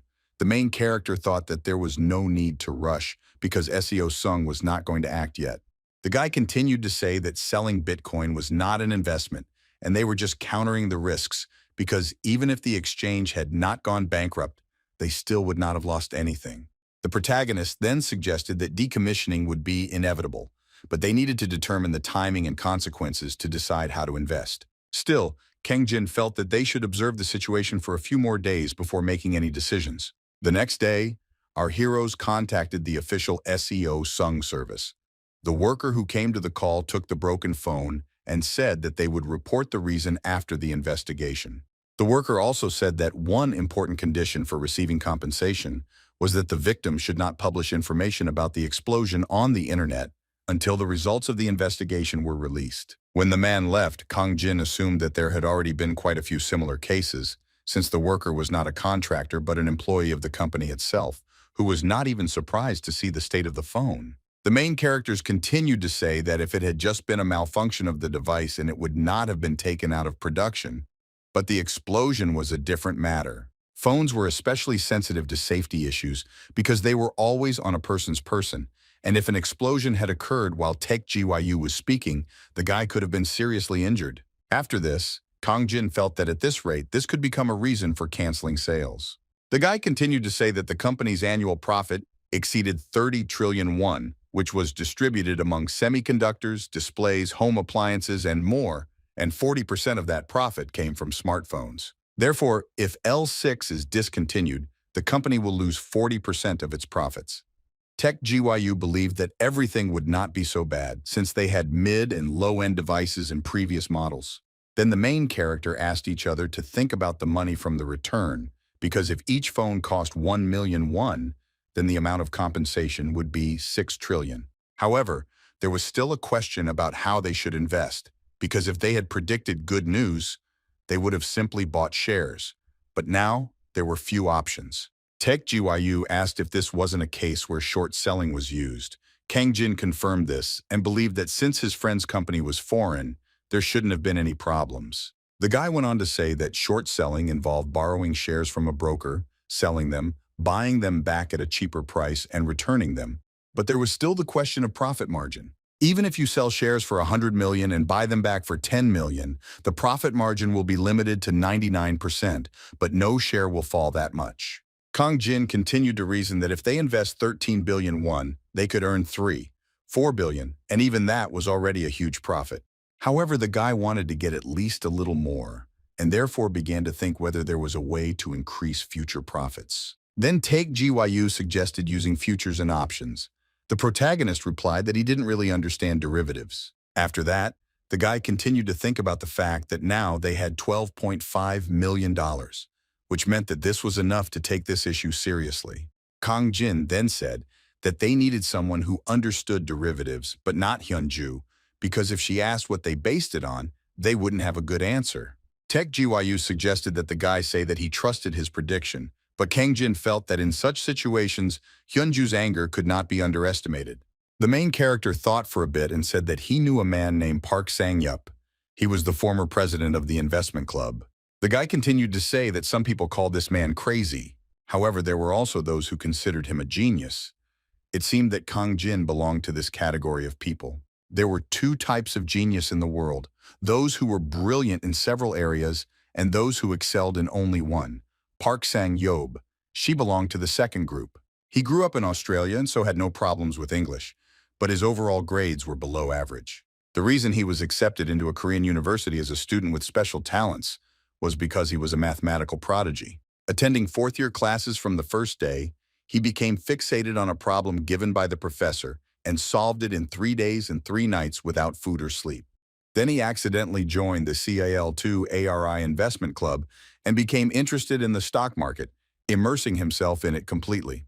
While the guy was enjoying the investment simulation, his eyes were drawn to a small company on Kosdaq called QMK Tech, and being unrivaled in mathematics, he predicted a 10-fold increase in its shares. Believing that he couldn't pass up such an opportunity, Park Sang-yob took the 5 million won from his room rental deposit and bought the entire amount of shares in the company. Literally 2 weeks after moving from a friend's house to a club room, to my surprise, the company's shares began to repeatedly reach the upper limit, as they were associated with the then-popular IoT theme. In about 2 months, the stock price, which had remained stable for years, increased tenfold. After just 1 month of investment, 5 million won turned into 50 million. After the success of his first investment, Park Sang-yup dropped everything and devoted himself entirely to analyzing the company. Sometimes he did not suffer losses. Consistently making profits by the time the protagonist joined the club, Park Sang-yob's investment fund had grown to 300 million won, which was unthinkable for an ordinary student. However, the guy felt that this was not enough, and most of all, he regretted the size of his initial capital. If Park Sang-yup's initial investment was only 100 million won, he would have earned 6 billion won in profit. To get a higher return, the guy began to study and analyze the options market. When he gained confidence in his knowledge, his attention was drawn to the company CL Chemicals. Park Sang-yup felt that it was greatly underestimated. He predicted a doubling of its value, and so sold all his shares for cash and began buying call options on the company. However, a few days later, an absurd disaster occurred. It turned out that the employee had become a victim of email phishing and transferred the payment to the wrong account.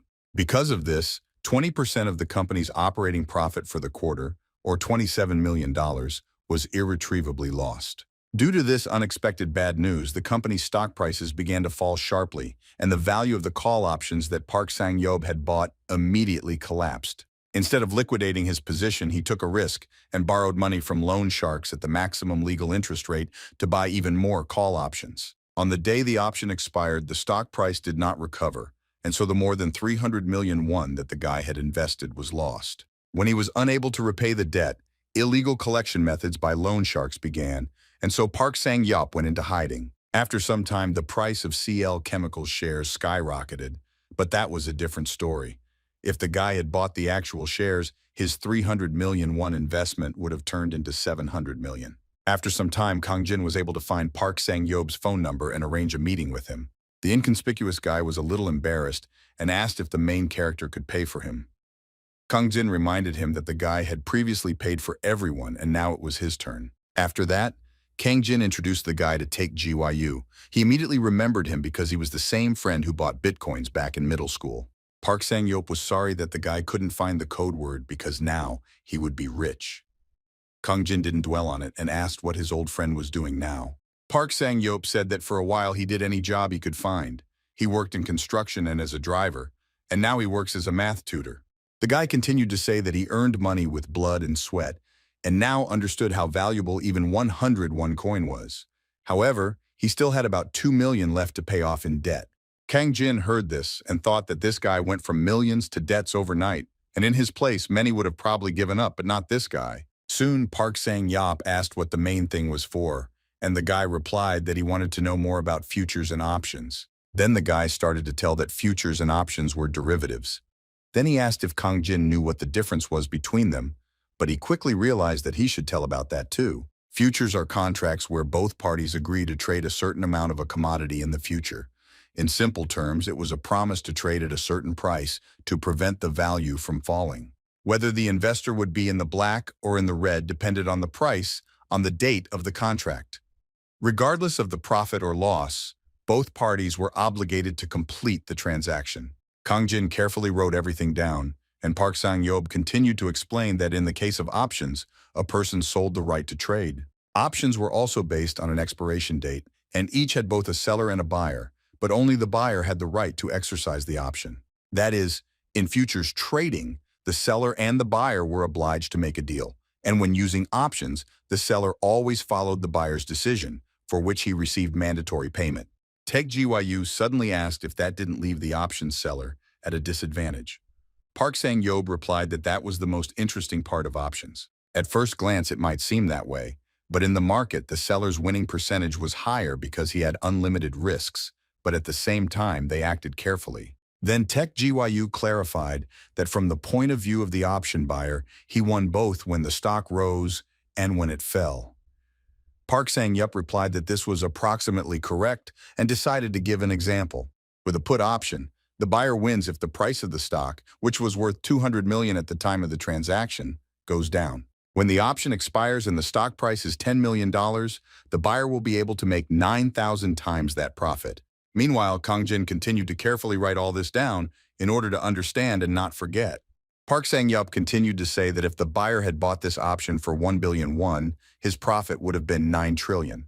However, this would almost never happen in reality because one could expect a good result, but everything could be ruined by a terrorist attack or bankruptcy. Park Sang-yop also said that when this happened, the price of put options would skyrocket hundreds of times, and the seller of the option would have to pay that amount. With all these explanations, the entire theory that Kang Jin had learned began to come together. After that, Park Sang-yop asked what exactly the guy was trying to do. Having received the answer, the guy asked whether the main character would buy options on the growth of the stock or on its fall. Kang Jin confidently answered that he was counting on the fall of the SEO-Sung electronic stock. Park Sang-yop was very surprised by this answer because the L6 phone model had just come out and was selling well. The guy said that this phone would be discontinued. Park Sang-yop immediately assumed that the main character thought so because of the explosion incident, but he thought that it was not enough. The guy, of course, could not explain everything. After this, Park Sang-yop asked his friend to be careful so that he would not go too far and repeat his path. Soon they said goodbye. Kang Jin turned to Hyun-ju and asked if he wanted to continue after everything they heard. Taek Gyu's opinion on this matter did not change. The main character was also not scared by the words of his friend, so he, inspired by excitement, suggested trying to invest using options. Based on the information available to our heroes, they considered an investment strategy assuming the discontinuation of the L6 model phones. They had two options: use short sales and get a low return, or use options where there was a lot of risk but a high return. Kang Jin suggested investing 70% of their money in options and the rest in short sales, because even if the profit rates were lower, they needed to avoid the worst-case scenario. The current price of SEO-Sung shares reflected the future profits associated with the L6. It was safe to say that the price would fall as much as it rose after the release of this phone, namely about 10%. Taek Gyu said that recently in the US there was another phone explosion that wasn't even connected to a charger, so the guy thought that this thing was gaining momentum. SEO-Sung Electronic reported their position on this matter in the Korean news, because the explosion occurred in the USA, and therefore the international media began to show interest. The daily trading volume of options in Korea was 500 billion won, while futures trading volume was 1 trillion won. Sometimes it was hard to tell the difference between the stock market and the casino. Kang Jin entered the necessary information on the stock exchange and thought that although Taek Gyu said that he would cover this investment himself, but since they decided to invest together, the guy decided to invest his 800 million as well. The main character quickly pressed the buttons on the keyboard and continued to think that if the stocks did not fall as predicted, then all their options would lose their value. As the contract was being executed, money flowed from the cash balance to the option balance, and now our heroine has only 800 million left in her account. Taek Gyu noticed this and asked why his friend didn't buy more options. Kang Jin replied that he kept the money in case of a worse outcome. When everything was done, the excited protagonist folded his hands because now all he could do was wait for the result. However, contrary to the expectations of our heroes, the price of SEO-Sung Electronics shares rose by 8% in 2 days. Short sales that brought profit only when shares fell naturally showed a loss of -8%. There was also a problem with options. The thing is that, as the price of SEO-Sung shares rose instead of falling, the chances of the option being exercised became extremely small. Simply put, they turned into useless pieces of paper. Kang Jin was sure that even though his friend didn't say anything, he was clearly very excited. There were rumors that SEO-Sung Electronic decided to replace the battery in new phones, and although the company's shares rose after that, 10 more explosions unexpectedly occurred. From the outside, it seemed that this situation was ignored by the company, which only aggravated the situation. The main characters believed that until they made an extreme decision, they and Taek Gyu would be able to cope. Meanwhile, an excited Taek Gyu hoped that the company would announce the end of production tomorrow. Kang Jin tried not to show his fear, but hoped for the same thing. SEO-Sung Electronic was one of the best IT manufacturers in the world. For this reason, the press conference hall was filled not only with local media, but also with foreign journalists. The chairman of the international management of the company, standing at the podium, sincerely thanked the customers who had consistently supported and loved SEO-Sung products and once again said that the cause of the explosions was their new battery. The company promised appropriate compensation to affected customers and also announced a battery replacement and a re-release of the phone. At the end of the press conference, the chairman suddenly announced a complete recall of 6 million defective devices. Taek Gyu, who was watching the news with his friend, was shocked because it was a recall of defective products and not a complete cessation of production of these phones. Even after this news, most people were determined to continue using this phone model after the replacement. Customers liked the SEO-Sung Electronics solution. Although replacing 6 million units was a loss of 6 trillion won in terms of production costs, the loss for the company was only 2 trillion. There was also a suggestion that in order to reduce losses, the reimbursed phones would be polished and have their batteries replaced, after which they would be resold as new. After the announcement of the recall of defective phones, the company's shares, which had been falling, rose in price again and settled with a fall of only 1.5%. At the same time, SEO-Sung Electronic also announced a return policy for shareholders, including quarterly dividends. It was a demonstration of masterful crisis management by a huge corporation. The company's strategic timing accelerated the recovery of its share price. Our hero's losses had already reached 6 billion won, which was already half of the initial investment. Kang Jin could never have expected that everything would turn out this way. The main character thought that even though they had agreed to split the profits in half, Taek Gyu would have to cover most of the losses because he could not cover a loss of tens of billions. Kang Jin did not understand why the company decided to recall the defective phones instead of completely stopping their production. The guy suggested that perhaps he misunderstood something. Kang Jin couldn't sleep because he thought that up to 60 billion won would be enough for his whole life. He might not even be able to spend all that money. However, to return 50% of the lost capital, it was necessary to earn 100% profit. But even that was not the end.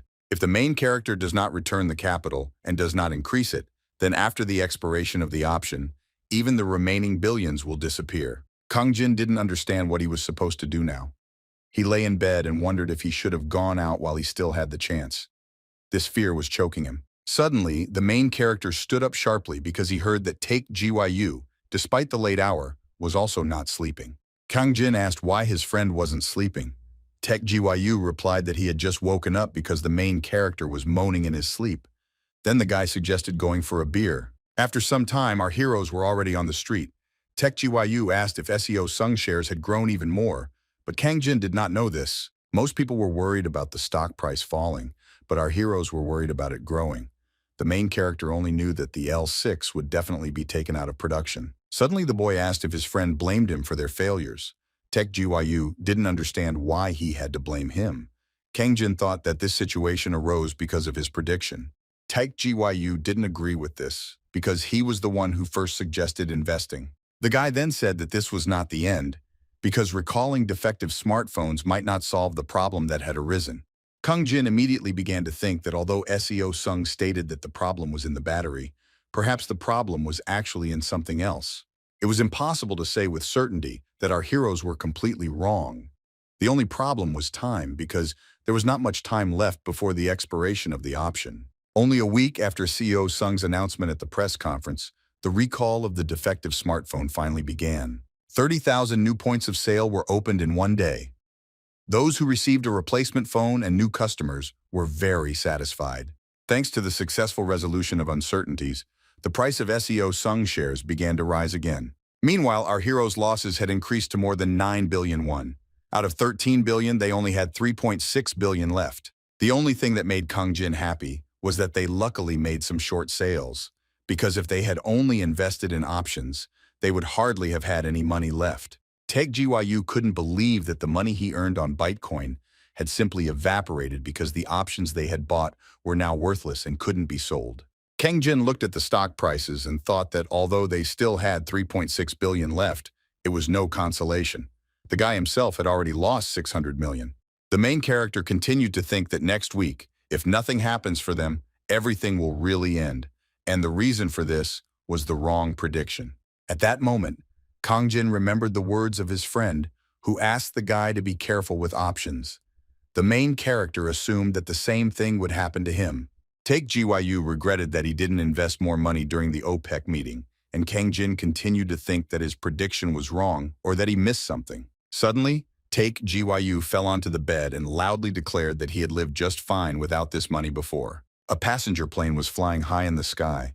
Everything seemed to be in order. However, there was something extremely unusual inside the aircraft. The pilot grabbed a fire extinguisher, quickly asked the passengers to step aside, and began to extinguish the flames that had suddenly flared up. In addition, it turned out that one of the passengers was injured. He was screaming in pain and blood was oozing from a wound on his leg, so the flight attendant tried to provide first aid to the victim as quickly as possible. It turned out that the cause of the accident was a telephone that suddenly exploded while it was in the victim's pants pocket. Next to the phone on the floor, there was a white airplane, thanks to which it was possible to understand that this incident occurred on December 9th. Suddenly, Kang Jin woke up and opened his eyes sharply. The excited guy was all over the port and his heart was beating very quickly. The main character began to rise, thinking along the way about what kind of strange dream he had just seen. The next moment, the guy felt the presence of that very mysterious aura that surprised and frightened him with its sudden appearance. A moment later, Kang Jin grabbed his head and began to scream loudly as if in pain. Taek Gyu was shocked by what was happening and therefore immediately asked his friend what happened to him. The main character, trying to cope with the sharp, acute pain, quietly said that there were 4 days left. Taek Gyu didn't hear this, so the guy again, but this time loudly declared that there were 4 days left. After this, Kang Jin found the strength to explain that in 4 days, something would happen that would lead to the discontinuation of the L6 model phone. Our heroes were unable to sleep after Kang Jin made such an unexpected statement. Taek Gyu started checking the news, trying to figure out what could have happened in 4 days. But the protagonist was still unsure about the veracity of the dream, since it was not a vision. Kang Jin didn't understand what that dream was about, and didn't see any difference at all, even after it was announced that the defective phone would be exchanged for a new one. Unexpectedly, Taek Gyu found news on the internet that the phone had also exploded. The main character was very surprised and suggested looking at this news on the computer. The internet reported that after putting on the case and connecting the device to the charger, it caught fire. Taek Gyu noticed that this was an article with breaking news about the study. A representative of SEO Sung, standing at the podium, stated that the company had already ordered an investigation from a certified external agency on this issue. Our heroes assumed that the company was again blaming external influence for what happened. However, Kang Jin believed that if they were so sure of it, they would have gone for it. Suddenly, Taek Gyu remembered Yogi Berra's quote. The main character began to remember that it was an American baseball player playing in the Major League of Basketball, who was also the author of many quotes. Then the guy remembered that the quote his friend said sounded like, "It wasn't over until it was over." After this, the main character thought about the fact that SEO Sung admitted that their new batteries were the cause of the fire, and therefore they replaced them with others. However, it was unclear why the new phone exploded again. Kang Jin even suggested that this was done by a person specifically to receive compensation, or that the problem was hidden in the device itself. After this, the guy suggested to his friend to see how events would develop over the next 4 days, and then draw conclusions. Tech GYU nodded his head, agreeing with this. Exactly 4 days later at 7:50 a.m., the predicted situation actually happened. The news anchor was telling that the plane had made an emergency landing after the SEO-Sung phone exploded during the flight. The passenger, who was carrying the phone in his pocket, received burns to his thigh and fingers, and 30 minutes after takeoff, the plane made an emergency landing. The phone that exploded was the one received the day before to replace the old L6. The news soon reached media outlets around the world, and as a result, U.S. Airlines announced a ban on L6 and carry-on and overhead luggage. At 8:35 a.m., an emergency meeting was called at the headquarters of SEO-Sung in Gangnam regarding the incident. Already at 9 a.m., immediately after the opening of trading, SEO-Sung shares began to rapidly fall down. They fell down by 13% before the lunch session. Tech GYU, who was closely following everything, was surprised that the experts were encouraging investors to buy shares of the company right now. Kang Jin said that these experts should have bought them themselves since everything was going well. While large organizations were selling SEO-Sung shares en masse, only private investors tried to support the purchases because they believed that this was not the worst scenario that could lead to the cessation of production. A lot of people gathered at the SEO-Sung electronic headquarters that day because the event was quite extraordinary. All these people were waiting for only one person who was already rushing to the meeting. Finally, the deputy chairman entered the office. Everyone present immediately rose from the table to greet him. Straightening his tie, the vice chairman, whose name was Im Jin-young, invited his colleagues to begin the meeting. Im Jin-young began to say that everyone present knew about the situation that had developed. He believed that the original cause had been eliminated, but it was unclear why the phone that had already been replaced exploded. The company's international management chairman, Cho Dong-jun, responded that the cause of the explosion was currently still under investigation. Im Jin-young immediately asked how long it would take. The man replied that it would take a week, but it might take longer to accurately determine the cause, so the decision to recall was hasty. Suddenly, someone said that they had to pinpoint the cause and take appropriate measures. Im Jin-young turned to his colleague and asked if he had a solution to this problem. Director of the Strategic Development Department, Kim Myung-soo, responded that they could have bought time with a recall, and during that time identified and eliminated the cause of the defect. Im Jin-young assumed that the man was suggesting another recall of defective products. Kim Myung-soo believed that their initial goal now was to buy as much time as possible. Someone in the room said that trying to fix it now wouldn't convince consumers, so a recall was the best course of action, but there was no guarantee they would be able to find the exact cause in that time. Im Jin-young heard this and thought that there was another method, but he doubted that any of his colleagues would dare to even mention it. The man began to nervously tap his finger on the table, wondering at the same time what was the best thing to do in this situation and trying to understand what decision his father would make. This company was founded by Im Jin-young's grandfather and raised by his father throughout his life. After the man's father became ill, running this company became his responsibility. Suddenly, looking towards Im Jin-young, it was as if lightning had struck him, because one thought came to his mind. The man looked at a small model of a sailing ship that stood on the shelf. It was a fairly detailed model that for some reason caught the attention of the company's deputy chairman. The man thought and remembered the words of his grandfather, who said that the corporation was like the ship of Theseus. Im Jin-young heard these words when he was very young, but it was only later that he learned about a concept called Theseus's paradox. According to the myth, Theseus returned on a ship, and the people of Athens decided to save it. When the boards rotted, they were removed and replaced with new ones, and when the oars rotted, new ones were put in their place. After thousands of years of storage and many replacements of the original parts, almost 8 remained, so it was unclear whether this vessel could be called the Ship of Theseus. The man believed that the same thing happened with the corporation SEO-Sung Electronic was founded after the Korean War. At that time, the company assembled and sold household appliances, acquiring technology from Japanese companies. None of the employees who worked then are left. None of the products that were produced then are produced today. The headquarters and factories were moved several times. Everything changed, But SEO Sung Electronic was still SEO Sung Electronic. So Im Jin-young wondered what exactly defined their company. Finally, all the intertwined thoughts of the deputy chairman came together. Suddenly, the man turned to his colleagues and announced that from that moment on, they would stop producing L6 model phones. This shocked everyone present. Im Jin-young continued to say that all sold products will be returned, and consumers who wanted to exchange the device will receive appropriate compensation. Stopping production was the worst option the deputy chairman could imagine, because the company would not only have to pay for the return of defective devices, but also refuse future sales of this model. In addition, SEO Sung Electronic will also not be able to avoid damage to the company's image, which greatly worried the employees. Having loudly slammed the table to attract the attention of colleagues, Im Jin-young continued to loudly say that the amount of losses was not important.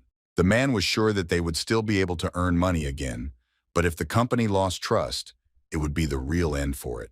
The deputy chairman went on to say that the company had already lost credibility because of the problematic product and would lose it again if it initiated a recall without solving the problem. In conclusion, Im Jin-young said that this was the last chance they could count on. Everyone was shocked by the statement of the vice chairman, but no one dared to say anything against this decision. Only the chairman of the international management said that he would immediately prepare an announcement for the press. Already at 13:40, the man spoke in front of the cameras, sincerely apologizing to clients and partners for the significant inconvenience and anxiety that this incident caused.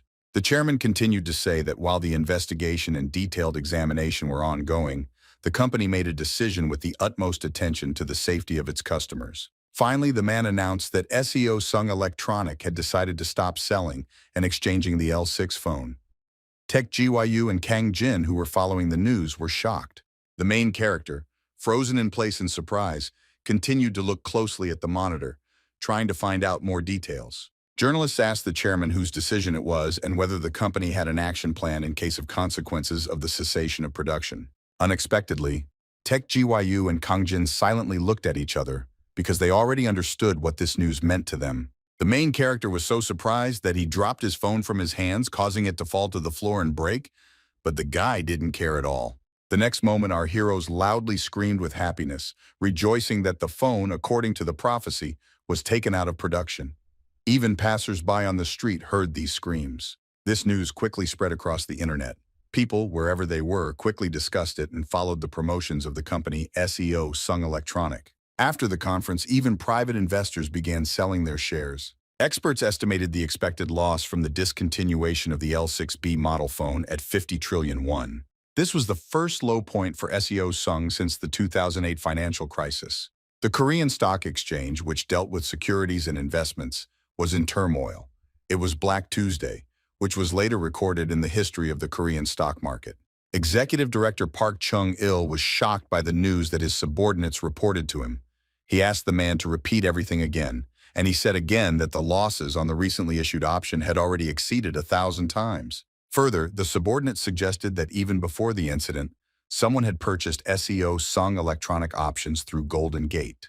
Park Young-il suggested that someone could have warned these people about the incident in advance, but the man did not agree, because Golden Gate itself suffered significant losses because of this. The executive director then assumed that someone had simply accidentally bought options through the service, but he did not believe that the purchase amount was so huge. Suddenly, Park Young-il started shouting that investments were not child's play, so the subordinate had to find out who could have invested billions without reason.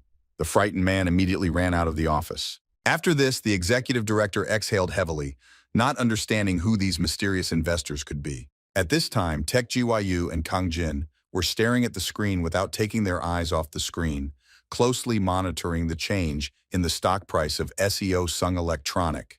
The company's shares fell rapidly and depreciated, having already reached the 1,600,000 mark. However, the fall did not end there. A moment later, the shares were already worth 1,400,000. At the same time, our hero's profit on options was already plus 1.023%, and on short trading plus 21%. Watching the fall of shares of the company SEO Sung Electronic, our heroes were shocked. Shocked, Taek Ji-woo and Kang Jin silently looked at each other, not even knowing what they should say in this situation. Meanwhile, their profit was already plus 2.482% and continued to grow rapidly. After a few moments, the profitability of beginning investors was already almost plus 3,000%. When the profit reached almost plus 4,000%, Tech GYU and Kang Jin could no longer contain their emotions. Stocks were not a zero-sum game in which the sum of all players' gains and losses was zero. Since this was not a closed market, every investor here could either benefit or suffer greatly. Because of the structure of short selling and options trading, someone's profit was inevitably tied to another investor's loss. However, this did not concern Tech GYU and Kang Jin, who were sincerely happy about their victory. A disaster for all investors turned out to be a blessing for our heroes, since their final return was plus 5.170%.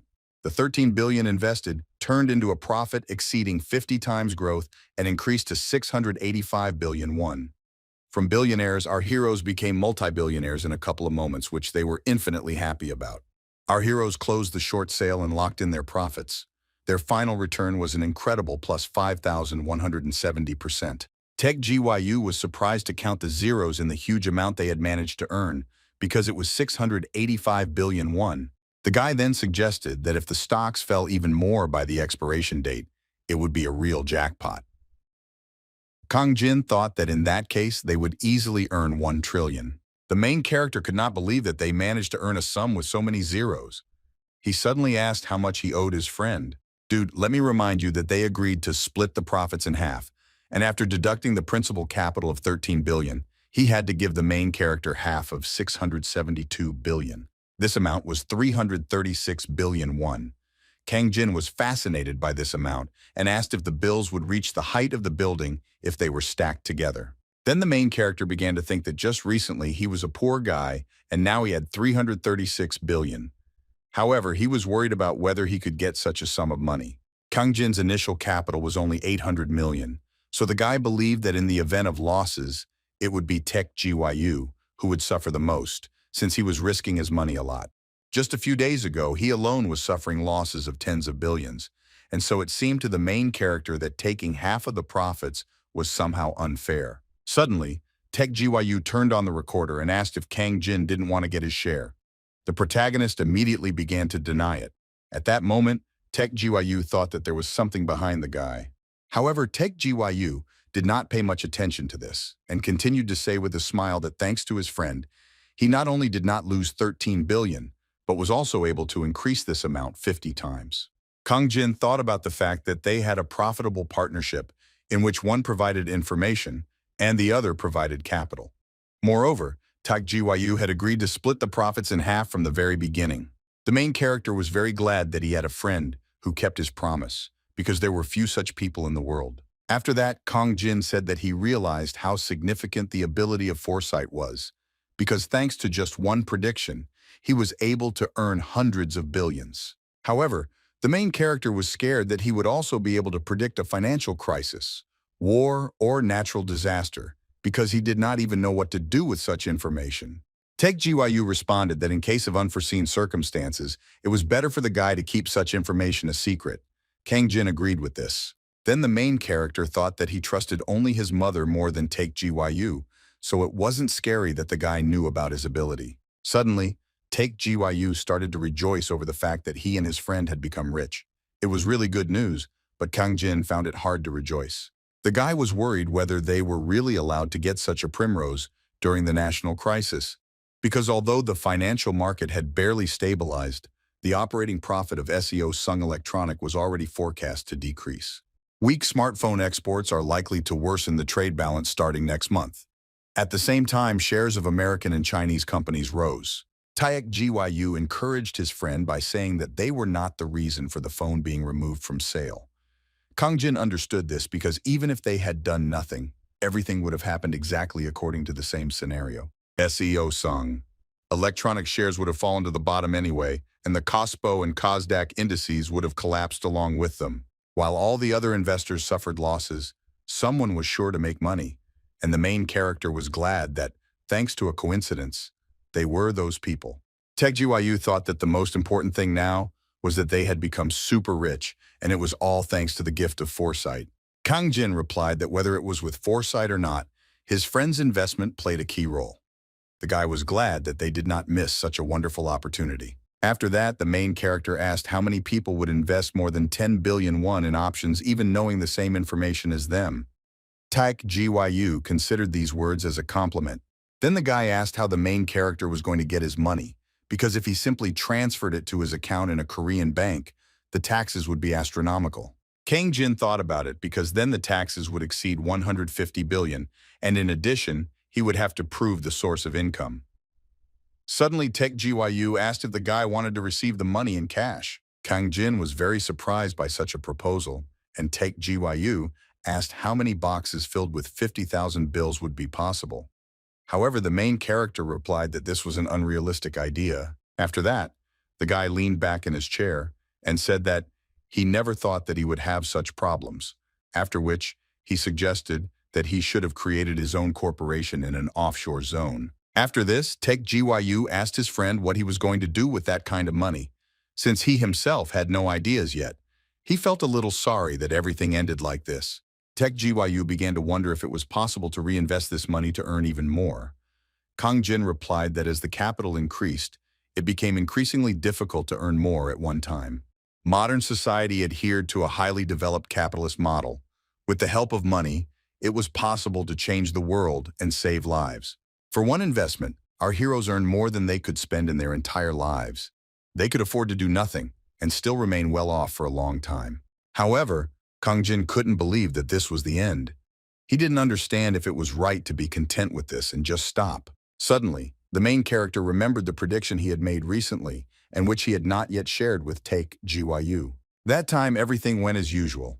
The guy saw the text that suddenly appeared from the mysterious aura and smiled slightly, thinking that it was exactly what he needed. Kang Jin then believed that this was his future, which made him very happy. The prediction said that Kang Jin-woo would become the CEO of OPEC company. Suddenly, the main characters approached their friend and extended their hand to him, asking him to shake it. Taek Gyu was very surprised and asked why it was necessary to do this. Kang Jin explained that after this the guy would go with him to the end, but if Taek Gyu refused, he would have to go to the end alone. The main character was waiting for his friend's answer. He was thinking that the CEO did not necessarily have to be a major shareholder. Taek Gyu still said that he didn't know how far things would go, but he agreed to go together until the end, after which he shook Kang Jin's hand. Our heroes shook hands and did not hide the fact that they were pleased with their equal cooperation. The main character was very happy because he assumed that he would be able to manage OPEC company together with Taek Gyu. After some time, Kang Jin said that he had found a way to solve the issue of dividing the money, which consisted of turning it into company shares. The money was still in the overseas corporation, so there were no taxes to pay in Korea, and the distribution of the company's shares was also a gift that was exempt from taxes. Having voiced his thought, the main character asked what his friend, who was thinking about something, thought about this. Suddenly, Taek Gyu asked the guy if he still kept the contract that he gave him. Kang Jin answered that it was in his wallet, after which he took it out. Taek Gyu began to carefully study all the conditions set out in the document, while hastily thinking about something. Suddenly, the guy looked at his friend with some kind of ominous look, as if he was about to do something extraordinary. The next moment, Taek Gyu tore up the piece of paper in one fell swoop. This shocked Kang Jin, who immediately loudly asked what the guy was doing. Taek Gyu calmly replied that he thought again and realized that dividing the profit in half did not make sense. The main character did not understand why the guy thought so. Suddenly, Taek Gyu looked at his friend with a threatening gaze again and offered to split the profits 8-2. Kang Jin, hearing this, thought that judging by the expression on the guy's face, he was not joking. He did not believe that Taek Gyu was offering him to take only 20% of all the money they earned. In a world where money could even lead to murder, there was nothing strange in the fact that a person changed his mind after seeing hundreds of billions. But the main character did not believe that Taek Gyu could do such a thing. However, the main character had already begun to agree with this proposal. But again, unexpectedly, Taek Gyu declared that he would take 2 and Kang Jin would take none at all. The main character was very surprised and fully understood what his friend Taek Gyu was proposing. He explained that he would receive 20% of the company's shares and he would receive 80%. Then the guy asked if Taek Gyu was in his right mind, assuming that he ate something wrong. Taek Gyu answered that he ate a double portion of jjajangmyeon and said this in his right mind. Kang Jin still didn't understand his friend because he had just recently suggested splitting everything in half. Tech GYU replied that he wanted to be the main character until the end. The guy continued to explain that with the gift of foresight, Kang Jin could earn as much money as he wanted, because now he had both the gift and the capital for investment.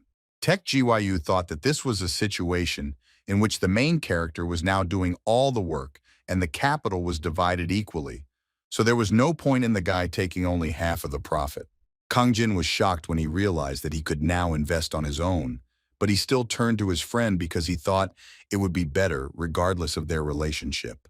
Compared to the tens of trillions that circulated daily on the financial market, 672 billion was a small amount. So it was not profitable for the main character to divide this money into two and give half. After these thoughts, Kang Jin asked if Take GYU really wanted to give up 30% of the company's shares. The guy replied that he should have invested the money where he could make a profit. The next moment, Tech GYU said that it was for this very reason that he wanted to invest his money in the main character, especially since he would still have 20% of the company's future profits left. Hearing this, Kang Jin asked what would happen if he couldn't earn money in the future. Tech GYU replied that it didn't matter because he had earned his money anyway, only thanks to his friend. Then the guy said that he wasn't going to invest several times and end it there. He wanted to go all the way, and to do that, he had to give up his share. Then the main character suggested that if he had 80% of the shares, it meant he would be the manager of the company. Tech GYU replied that the guy would probably succeed because he studied to be a manager. Kang Jin was embarrassed and replied that he had only studied for a year, but his friend already perceived him as a master of business administration. Unexpectedly, Tech GYU put his hand on the protagonist's shoulder and said that it didn't matter because he still believed in him. The next moment, the guy with a sincere smile on his face declared that Kang Jin was now the CEO of OTK company. The main character was momentarily stunned by surprise, after which he asked if the guy was sure that he would not regret this decision, but Take GYU was sure that it was the right thing to do. Now Kang Jin was ashamed that he had doubted his friend, even for a moment, because when he first heard about the idea of joint investment, he thought it was nonsense. However, Tech GYU continued to convince the protagonist and said that his ability was not just a coincidence. The guy diligently assured the main character that his gift of foresight was real. As it turned out, in the end, he was right about everything. Kang Jin looked at her happy friend and thought that he was the only one who saw the current situation most objectively. However, the main character agreed with Take GYU, and the issue with the company's shares was resolved. From now on, Kang Jin became the CEO of OTK company. A new day had arrived that was not much different from the previous ones, despite the fact that Kang Jin had acquired a new status. The calendar already showed December 12th, so the main character correctly noted that the new year would soon arrive. Tech GYU asked his friend how he celebrated the holiday last year. The guy thought about it. Last year, he was still serving in the army, so the only thing he could remember was that on the eve of the holiday, all he did was shovel snow. After that, Kang Jin asked how his friend Tech GYU spent the new year, and he replied that he was with the main character's mother. Kang Jin remembered that last year, he was worried that his mother would be lonely, and so he asked a friend to stay with her. At Christmas, he was probably the only one who took care of her. Then the main character decided that it was time to prepare for the holiday, so he asked Take GYU to transfer 800 million won from the money he sent to Korea to his account. To this, Take GYU asked if it was possible to transfer so much money at one time. The protagonist replied that they should have filed the taxes correctly. The guy continued to say that they could have sorted out the taxes with the 500 million won that Take GYU had transferred to him earlier in order to immediately eliminate any potential problems. As soon as the conversation turned to taxes, Take GYU suddenly began looking for the piece of paper that his sister had once given him. Finally, the guy found what he was looking for and handed the main character an old crumpled piece of paper with something written on it. Then Tech GYU asked what Kang Jin was going to do with the money. The guy replied that he wanted to go for a walk. The main character also suggested that he might buy gifts for the holiday. After some time, Kang Jin came to some establishment with large signs. The girl who was sitting at the table sighed heavily because she had not had a job for a month, and she urgently needed to make at least one deal to pay the rent. At that moment, the first visitor in a long time entered the room. The girl immediately jumped up from her seat and loudly greeted the guy. She then suggested that it was cold outside, so she offered the client a hot drink. The guy thanked her for it. At the same time, the girl thought that Kang Jin was a student who was looking for an apartment. The commission from such a deal could be small, but now she did not have time to be picky. The girl asked if her client was looking for a studio apartment because she had a great option. It was recently built, had a pleasant owner, and an affordable price. Kang Jin replied that he was not interested in apartments because he wanted a house, after which he asked how much it might cost. The surprised girl began to talk about the prices for renting houses. Suddenly, the main character interrupted her and clarified that he did not need to rent, but to buy. The girl was shocked and did not believe what she had just heard. The guy, calmly sipping his tea, said again that he was looking for a house to buy. The girl was shocked and for some time could not utter a word. At this time, the main character suddenly got up from his seat and went somewhere. Finally, the girl answered that the prices depended heavily on the location, the size of the plot, and the building. Some houses cost around 300 million, but there were also luxury houses from 1 billion and more. Hearing all this, the main character suddenly opened the front door as if he was about to leave. However, instead, Kang Jin pointed to a house that was opposite the real estate agency and asked how much it would cost. The girl replied that it cost between 500, 600 million won.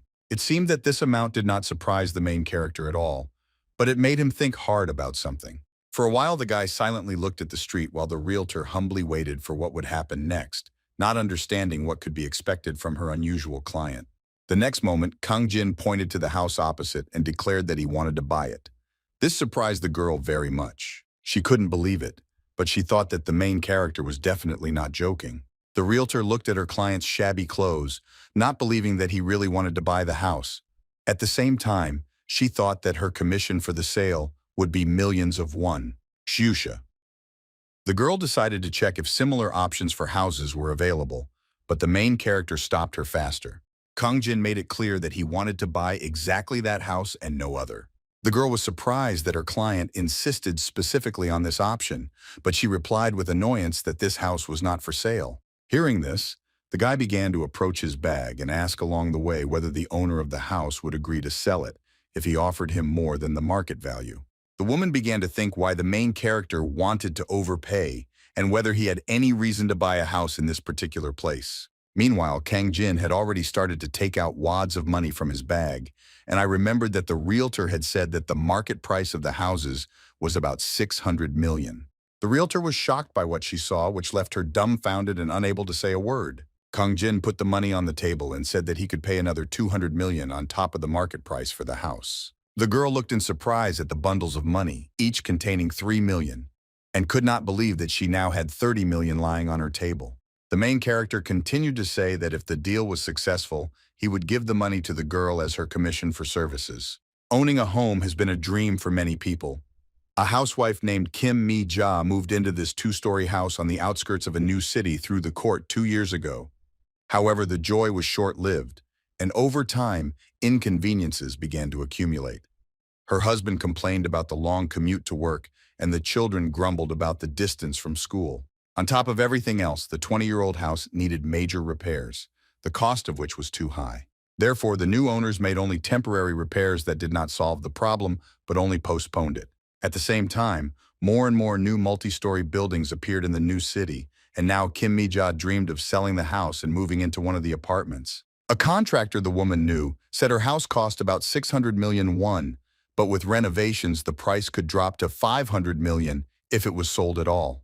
As Kim Mi-ja was thinking about all this, she suddenly received a call from a real estate agent who told her that a young man was very interested in her house. The realtor asked the woman if she had considered selling the house. Kim Mi-ja was willing to consider it if the buyer offered her the market price. The woman asked how much the buyer was offering for the house. The realtor said that the guy was not familiar with the prices in the area, so she offered him 800 million and he agreed to buy. Kim Mi-ja was shocked when she heard the figure of 800 million, because it was 200 million higher than the market price of her house. The woman immediately thought that this money would be enough for her to buy the apartment that she had already looked at, but the reason why the buyer was offering to buy the house at a higher price was unclear.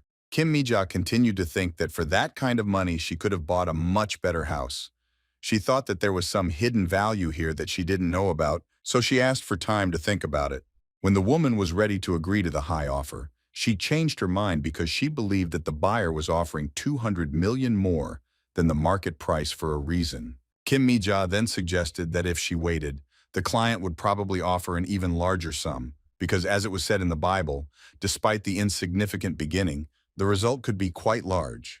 After the woman told her husband everything, he began to persuade her to agree immediately, but she thought otherwise. She was sure that there was some reason why the buyer wanted to buy the house at such a high price, so she soon called the realtor to inform him of her decision. Kim Mi-ja said that she would not sell the house for 800 million, but would settle for 1 billion won. Her plan was to set a high price and then haggle.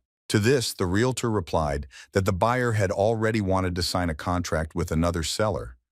These words shocked Kim Mi-ja, who felt as if she had been struck by lightning. The woman immediately asked what price the other house was selling for. The realtor replied that it was 760 million. This shocked the woman even more, causing her to drop the bag of groceries from her hands. Kim Mi-ja was very pleased that the customer was being snatched right from under her nose. She was very sorry that she had missed such a good opportunity because she understood that even 760 million was still a high price compared to the real market value. Kim Mi-ja assumed that the contract had not yet been signed, so she asked the realtor to convey to the buyer that she was willing to sell her house for 760 million and begged him to convince her. That same evening, the realtor called the woman and said that the guy had agreed to buy her house. Kim Mi-ja was very happy and thanked the realtor for such a good job. After this, the realtor thought that the woman should have received an advance payment before the buyer changed his mind and suggested taking 30% as an advance payment. Kim Mi-ja agreed with this. After sending the details, a deposit of up to 228 million won was received, after which the realtor suggested signing the contract tomorrow. She also asked if Kim Mi-ja and her family would be able to vacate the house since the new year was to begin in 4 days. The woman was very surprised by this question because they hadn't even found a new house yet and already needed to move out in 4 days. The realtor expected something like this. That's why the buyer was ready to give the woman 20 million to move. But the realtor was about to tell the guy that Kim Mi-ja would not be able to vacate the house so quickly. Kim Mi-ja was shocked by this, so she quickly changed her mind. Now it became clear that the quote from the Bible about the insignificant beginning and the great result was not about this woman at all. Kim Mi-ja told the realtor that if she received financial assistance, she and her family would move out the day after tomorrow. Kang Jin heard this very well and was very pleased. After this, the main character thought that their family's house was sold at auction even before her father's funeral was over, and only after 2 years of torment he was finally able to get it back. The guy understood that he could have bought this house much cheaper if he had waited, but he simply did not go in. At the same time, the realtor congratulated her client on the purchase of the house. The woman was also pleased with this deal and said that everything would be ready for signing the contract tomorrow. Unexpectedly, she asked the protagonist to tell why he wanted to buy this particular house, assuming that there was something in it that she did not know about. Kang Jin didn't respond to this. Then the realtor realized that she had talked too much and asked for forgiveness for this, after which she again congratulated the guy on his purchase. After this, the main character went for a walk around the city, which was already in full swing preparing for the upcoming holiday. The guy was surprised by how many young couples there were around, but he thought that it was not for him at all. After that, Kang Jin looked at the envelope he was holding in his hands with a smile and thought that he had already bought a gift, so he was in a good mood. At that moment, someone called the main character. Taking the phone, the guy saw that his mother was calling him. Kang Jin looked at the phone screen with a smile, remembering the realtor's question about the hidden value of the house he bought. Of course, the value of this house was that it was in it that the main character spent his happiest days with his family. After that, Kang Jin answered the call and, walking further down the street, told his mother that he would be home soon. Some time passed, and Kang Jin asked my mother if she was ready to go. The woman put on her coat and didn't understand why they couldn't just eat at home instead of going out. The guy replied that on a day like that, they should have dinner out. When they went outside, they saw Taek Gyu, who offered to quickly take Kang Jin and his mother to the right place. The woman saw the guy and asked if he was cold. Taek Gyu replied that he was wearing thermal underwear. Then the main character's mother praised the guy and said that youth is wonderful. After this, the woman got into the car and asked her son where they were going. Kang Jin replied that they were going to a beautiful place that his mother definitely had to see. At that moment, someone unexpectedly called the main character. The guy began to take his phone out of his pocket, not understanding who might need it right now. Soon the guy saw that Shin Yuri had called him. The main character wondered why she was calling him again. When the guy finally answered, the girl immediately began asking why he didn't answer her calls, since she had already called him several times. Kang Jin pretended that he simply didn't notice them and apologized, after which he asked what happened since the girl was so persistent in calling on New Year's Day. To this, Shin Yuri asked if the new year really mattered now. Kang Jin asked in response what mattered then. Then the girl quietly asked how the main character knew that the L6 model phone would go off sale. The guy was very surprised by this and said that he couldn't have known that. The girl recalled that after buying a new phone, Kang Jin told her that this model would most likely soon be discontinued. To this, the guy replied that he was just joking, and then he told the girl that it was just his joke. After that, the main character said that he was currently driving somewhere so he couldn't talk. Then Kang Jin ended the call despite Shin Yuri's intention to continue the conversation. The guy was very excited, as his trembling hand indicated, and he hoped that the girl had not guessed that he had the ability to predict the future. Then the main character saw a message from Sanyop, who wrote that he could not get through to him, so he asked him to call back as soon as he saw the communication. Kang Jin assumed that the guy was also shocked by the news that the phone was being removed from sale, so he should have answered him later. At that moment, the woman saw something on the street that made her very surprised. Soon, our hero stopped at the house that Kang Jin had recently bought. His mother stood in place and began to remember the happy past. The main character, looking at his mother, suggested that now she was remembering everything that was connected with this place, because she had been in this house for more than 20 years. Finally, the woman quietly said that she was glad to be back here because this house brought back memories for her. Soon she suggested going back home since they had already seen everything, but Kang Jin stopped his mother and suggested going inside since they had already come here. The woman did not understand what was happening and told Sin that he could not just break into someone else's house. Having entered inside and looked around, the woman assumed that the people who lived here had left somewhere. Suddenly, the main character's mother stopped because memories from the past came flooding back to her. Standing at the stairs to the second floor, she remembered asking her little son not to run here because it was dangerous. On one of the walls, a woman noted Kang Jin's height while telling him that standing on his tiptoes was cheating. Remembering this, the woman sighed heavily and said that nothing had changed in this house since then. Walking into the kitchen, she remembered how many years ago she praised her Sin here for good grades.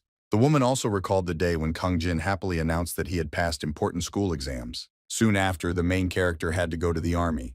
He asked his mother not to worry about him and assured him that everything would be fine. After this, the woman turned to her son and said that they had already seen everything, and it was time for them to leave, because even if there was no one there, they could not be in someone else's house. Suddenly, Kang Jin said that it was not someone else's house, which made the woman very surprised.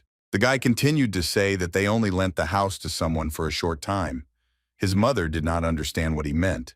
The next moment, Kang Jin handed over an envelope with documents and with a beaming smile on his face, said that this house belonged to them again. The shocked mother of the main character immediately began to look through the documents, not understanding how this happened and how it was possible. Kang Jin said that he and Taek Gyu earned money together and bought this house. Taek Gyu confirmed this with a smile, saying that they earned a lot of money. Realizing that everything that was happening was true, the main character's mother could not cope with her emotions and fell to the floor, which greatly frightened the guys. Kang Jin-woo understood her feelings because after her father passed away, she had a hard time. It was a lie to say that the woman wasn't sad or hard, but she simply gritted her teeth and held on for her son's sake.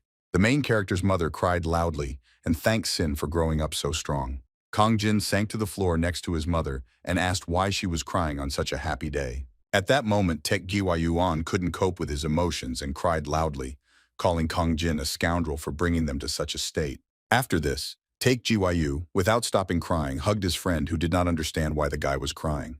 For some time, Taek Gyu's loud crying and Kang Jin's request to let him go and stop crying could be heard around. In the end, the main character told his mother everything that happened, of course, except for what was connected with the mysterious eagle. Then the woman asked how much they earned. Kang Jin answered that they had about 3 billion, but he couldn't tell the whole truth for fear that mom would lose consciousness. The woman was shocked when she heard about 3 billion and could not believe it. Seeing such a reaction, Kang Jin thought that he should have named a smaller amount. The guy continued to say that he decided to put his education on hold for now and fully immerse himself in investments. The woman thought that this was not an easy matter. There were many people who tried to benefit from the situation, and in this regard, the father of the main character said that the one who claimed to have exclusive information was a fraud. Kang Jin felt awkward because he was the one who had exclusive information, but he understood the concern of the mother whose son was talking about investments. In order to calm the woman down, the guy began to assure her that he had not borrowed money but had only used what he had. In addition, he promised to stop if something went wrong. These words really calmed the woman down, who was also glad that Taek Ji-woo was with her son. To this, Tak Ji-woo said that he was completely responsible for Kang Jin. The protagonist thought that everything was just the opposite. After that, the guy said that tomorrow morning, a company would come to estimate the cost of repairing the house and start work. He also wanted to give my mother their contacts so that she could discuss everything directly with them. The woman thought that it would not be cheap. The main character thought that a quality renovation could cost tens of millions of won, and that was probably why the previous owners sold the house so quickly. Nevertheless, the guy asked his mother not to worry about money and suggested living in that apartment for now and moving in completely after the renovation. The woman agreed to this.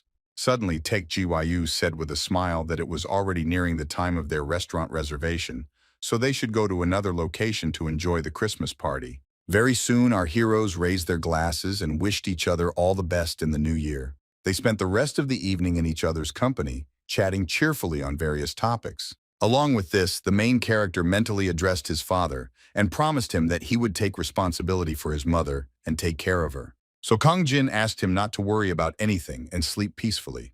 The guy was confident that he could fulfill this promise and bring back those happy days. Some time passed. Our heroes were putting large boxes into the car, and Kang Jin's mother asked them to always be careful in everything. The woman also asked her son to call her more often and promised to come if he was too busy. After that, they said goodbye. Having got into the car, Kang Jin and Taek Ji-woo quickly drove away somewhere while the woman followed them with her eyes. For their investment business, our heroes needed a base or headquarters, and so Taek Ji-woo will buy a house to which he has already moved his things. Kang Jin asked how much money his friend paid for Taek Jiwoo's house, and he replied that it was a modest amount. The next moment, the protagonist heard that the guy had bought a house for 4.2 billion won, which he was very puzzled about, but he didn't say a word about it. Soon our heroes arrived at a huge house, upon seeing which Kang Jin immediately realized that his friend did not know the meaning of the word modest. Entering inside, Taek Ji-woo said that he would take the first floor and the main character could take the second. He also suggested turning the basement into their office. Taek Ji-woo continued to say that after they unpacked their things, they would go shopping. Kang Jin was surprised by this because he thought that they already had everything they needed. To this, Taek Ji-woo showed his bank card and said with a smile that it wasn't about what you bought, but how far you could go with your purchases. Kang Jin looked at his friend with confusion, because he didn't even suspect what he meant when he said all this. Very soon, our heroes arrived at the shopping center to continue making the necessary purchases. Taek Ji-woo and Kang Jin walked around the electronics store with happy faces, looking for something for their new home. The store manager immediately asked if the guys were looking for something specific. Taek Ji-woo replied that they were just looking around to see what was there. Kang Jin asked his friend if he had already decided what he would buy. Taek Ji-woo replied that if he wanted, he would buy the entire shopping center, but he would only buy what he liked. Suddenly, the guy noticed a huge TV hanging on the wall of the electronics store and was amazed by its size. The administrator said that it was the recently released SSS-Rank TV. The man continued to tell that this model had a 100-inch diagonal with a resolution of 8K, and its price was 600,000 won. Taek Ji-woo decided that he would buy it. The administrator was amazed to hear this because it was the only such TV on display. Moreover, it was very expensive. Taek Ji-woo asked if there was something wrong and suggested that he wasn't for sale. The shocked man immediately began to deny it. Without letting the manager finish speaking, the guy suddenly pointed to one corner of the store. After that, he pointed to another corner of the store and said that he would take one of the most expensive items from here. The manager did not object to this decision. The man asked if Taek Ji-woo had any bonuses or discount cards and also wanted to know how many months the guy wanted to take out an installment plan for. The manager continued to say that buying one flagship product of each type would cost a total of 68.5 million won. The guy was fine with that, so he wanted to pay for it all at once. After all the shopping was finished, the store employees thanked the rich customer. Kang Jin was surprised that his friend bought so many things, but Taek Ji-woo took it as thanks to SSS-Rank. The next day, all the things the guy had bought were delivered and installed in their places. Now the house had a completely finished look. Taek Ji-woo gave the main character a tour and with a satisfied look, told him that he tried to make the basement into a full-fledged shelter. The guy also said that according to the workers, Both of our heroes' beds were the same. It seemed that Kang Jin was not very happy about this. After that, Tech Gyu led his friend to his bedroom, while rejoicing that he now had his own space, unlimited by the cramped room. Kang Jin was afraid to go out for a while because he thought it was a room the size of a warehouse that was completely filled with Tech Gyu figurines, and asked his friend to respect his taste. Finally, our heroes looked into Taek Gyu's office. He was pleased that this room really looked like a workplace, and now it felt like they were doing serious business. Kang Jin thought that the tour was already over and was about to leave, but Taek Gyu stopped him because there was one more thing left. Suddenly, the printer began to print something on a sheet of paper. After examining the freshly printed text, the protagonist realized that it was the company registration document that Taek Gyu had signed last time. It stated that Kang Jin-woo was the CEO of OTK Company and owned 80% of the company, and Taek Gyu was the COO with 20% of the shares. Taek Gyu asked the guy if he liked his logo design. The main characters looked at him and assumed that the guy took this design from the title of a comic he had recently read. Then Kang Jin thought that not long ago he was a beggar, and now he was the head of a multi-billion-dollar company, which is why he believed that the people who said that it was unknown where life would lead were right. After some time, Taek Gyu clarified whether their plan was to wait for the prediction and invest. Kang Jin no longer doubted the veracity of the predictions, but there were still a few issues that needed to be resolved. The guy continued to say that firstly, he couldn't control the eagle, so he wouldn't be able to see the prediction whenever he wanted. Kang Jin suggested that if he had control over the ability, he could know which stocks would rise or fall, and also see where interest rates would go. In this case, they could easily invest and make a profit. But the main character did not know whether this ability worked or whether he was simply inexperienced. Kang Jin, let's continue to say that their second problem was that the information that was shown in the predictions was very limited. If we assume that a guy sees that the cost of land in a certain area will increase 10 times, he would have no way of knowing whether this would happen in a year or in 10 years. In the case of the L6 phones, our heroes had difficulties because they only knew the fact of the discontinuation of production without an exact date. So their main responsibility now was to analyze the information and create a strategy. Soon the protagonist moved on to the third problem that worried him most, namely the certainty of the predictions. Kang Jin suggested that if the future was uncertain, then their actions could directly affect him.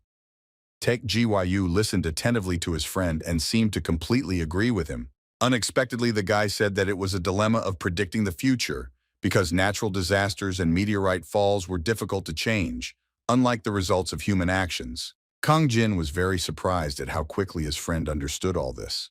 The guy explained that this was a common theme in the comics he liked to read. The protagonist continued to say that the recent purchase of options did not even affect the cessation of production of the phone, since the money for the options was paid by a financial company. However, if SEO Sung were paying for them, they could have delayed the production cutoff date to avoid losses. Kang Jin saw Taek Gyu's shocked face but continued speaking again, using the example of buying land. The guy suggested that the cost of land could have risen so much that construction would have simply been canceled, or the project would have been moved to another location. Kang Jin continued saying that in the end, the Eagles' prediction would have turned out to be correct, but they could have been left without profit. Taek Gyu thought that even in games with the same skill, the limits of possibilities depended on the character's level. Then the main character said that if he was born into a rich family, he would earn 100 times more. Hearing this, Taek Gyu felt that there was no other choice, and with a wide smile said that they would have to work harder to raise their level. Suddenly, the guy asked if the main character could have lost his ability. Kang Jin suggested that this should not have happened. After this, the main character looked at his hand and thought that this other feeling was beyond the 5 basic senses. Even if there were no visions in front of the guy right now, he still felt this feeling and knew that he possessed this gift. Kang Jin felt it much more clearly than taste or smell. Taek Gyu was very happy to hear this and suggested that his friend focus on managing the Eagles' forces while he focused on support. From that moment until the evening, our heroes worked to find a good option for their investments. Kang Jin sat at the table and thought that the best option for them was to anticipate a major crisis, such as the cessation of production of L6 phones. The guy understood that it was extremely difficult to get a 50-fold profit, because if something like this happened again, the entire financial sector would be destroyed. The protagonist saw that the economic news was still discussing the cessation of production, so he assumed that it might take several months for the effects to subside. Suddenly, the guy saw something on the internet and suddenly jumped up from his chair and loudly addressed Take GYU, asking him to stop sleeping and look at this news. The news still concerned the discontinuation of the phone, but the author of the article was interested in who bought the put options. Tech GYU was surprised and assumed that it was about them. The article claimed that a foreign company had been actively buying up options before SEO Sung announced it was ceasing production, prompting financial firms to request an investigation from the financial watchdog. Having read all this, our heroes were now absolutely sure that the article was talking specifically about them, which made them feel uneasy. In order to discuss the current situation, our heroes moved to the basement office, which also served as a shelter in this house. One could say that this was an urgent meeting of shareholders of OTK Company, even though there were only 2 people there. Kang Jin felt that they had taken everything too lightly, because if you look at the chronology, it was obvious that their actions were suspicious. To this, Tech GYU replied that they could not have expected the situation to escalate to such an extent, but as it turned out, they did not do anything bad to the guy. Then the main character said that if you make a profit during a rise in stock prices, you should expect praise, but if you make money during a fall, you should prepare for criticism. On long positions, the investor made money together with other investors, while on short positions, he made money when others lost, so no one was happy for him. In any case, Take GYU thought that it was not a problem for them. Kang Jin assumed that once or twice this could have happened, but they no longer competed to attract attention to themselves. The guy went on to say that winning the lottery twice in a row would make anyone suspicious, so they should think about other ways to make money. Then the main character said that, unlike long positions, short positions went against the market flow, so they were only good for short-term transactions. But in the long term, the market always inevitably grew. The world economy has already experienced many large-scale collapses, such as wars, financial crises, and terrorist attacks. Each time the system collapsed and gloomy forecasts were given. However, the financial market has always recovered and learned diligently from its mistakes, which contributed to its growth. Kang Jin believed that without another financial crisis, it was impossible to invest billions in a short position, so they should invest most of their assets in a long position. The guy admitted that they could use short positions only as a response to the world in an emergency, so he suggested to his friend to make OTK Company a holding company. The main character also planned to acquire shares in other companies in order to increase his profits. Kang Jin admitted that they could use short positions only as a response to the world in an emergency, so he suggested to his friend to make OTK Company a holding company. The main character also planned to acquire shares in other companies in order to increase his profits. The guy's idea was to acquire them based on growth potential and, in the case of the better performing companies, to acquire a controlling stake and make them subsidiaries. The main character continued to say that their goal was to double their capital within 3 years, but it was not so easy, because from 670 billion, they had to make more than 1 trillion. Our hero's company positioned itself in this way and bet several hundred billion on futures and options based on predictions. This was the principle of hedging. Tak Jiwayu thought it was a great idea because he really liked options.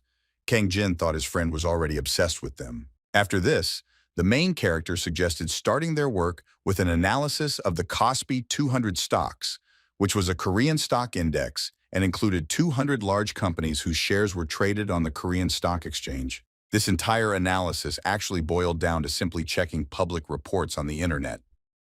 Kang Jin hoped that Taek Gyo's prediction would emerge in the process. He thought that this was a good idea. Our heroes enthusiastically clapped their hands together, intending to do everything in the best possible way.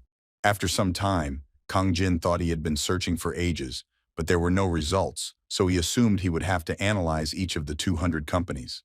The main character looked at the time and sighed heavily, because it was already quite late. The guy was annoyed that he didn't find anything at all, because he didn't expect that this matter would reach a dead end. Unexpectedly, Taek Gyu put a huge stack of some papers on the table.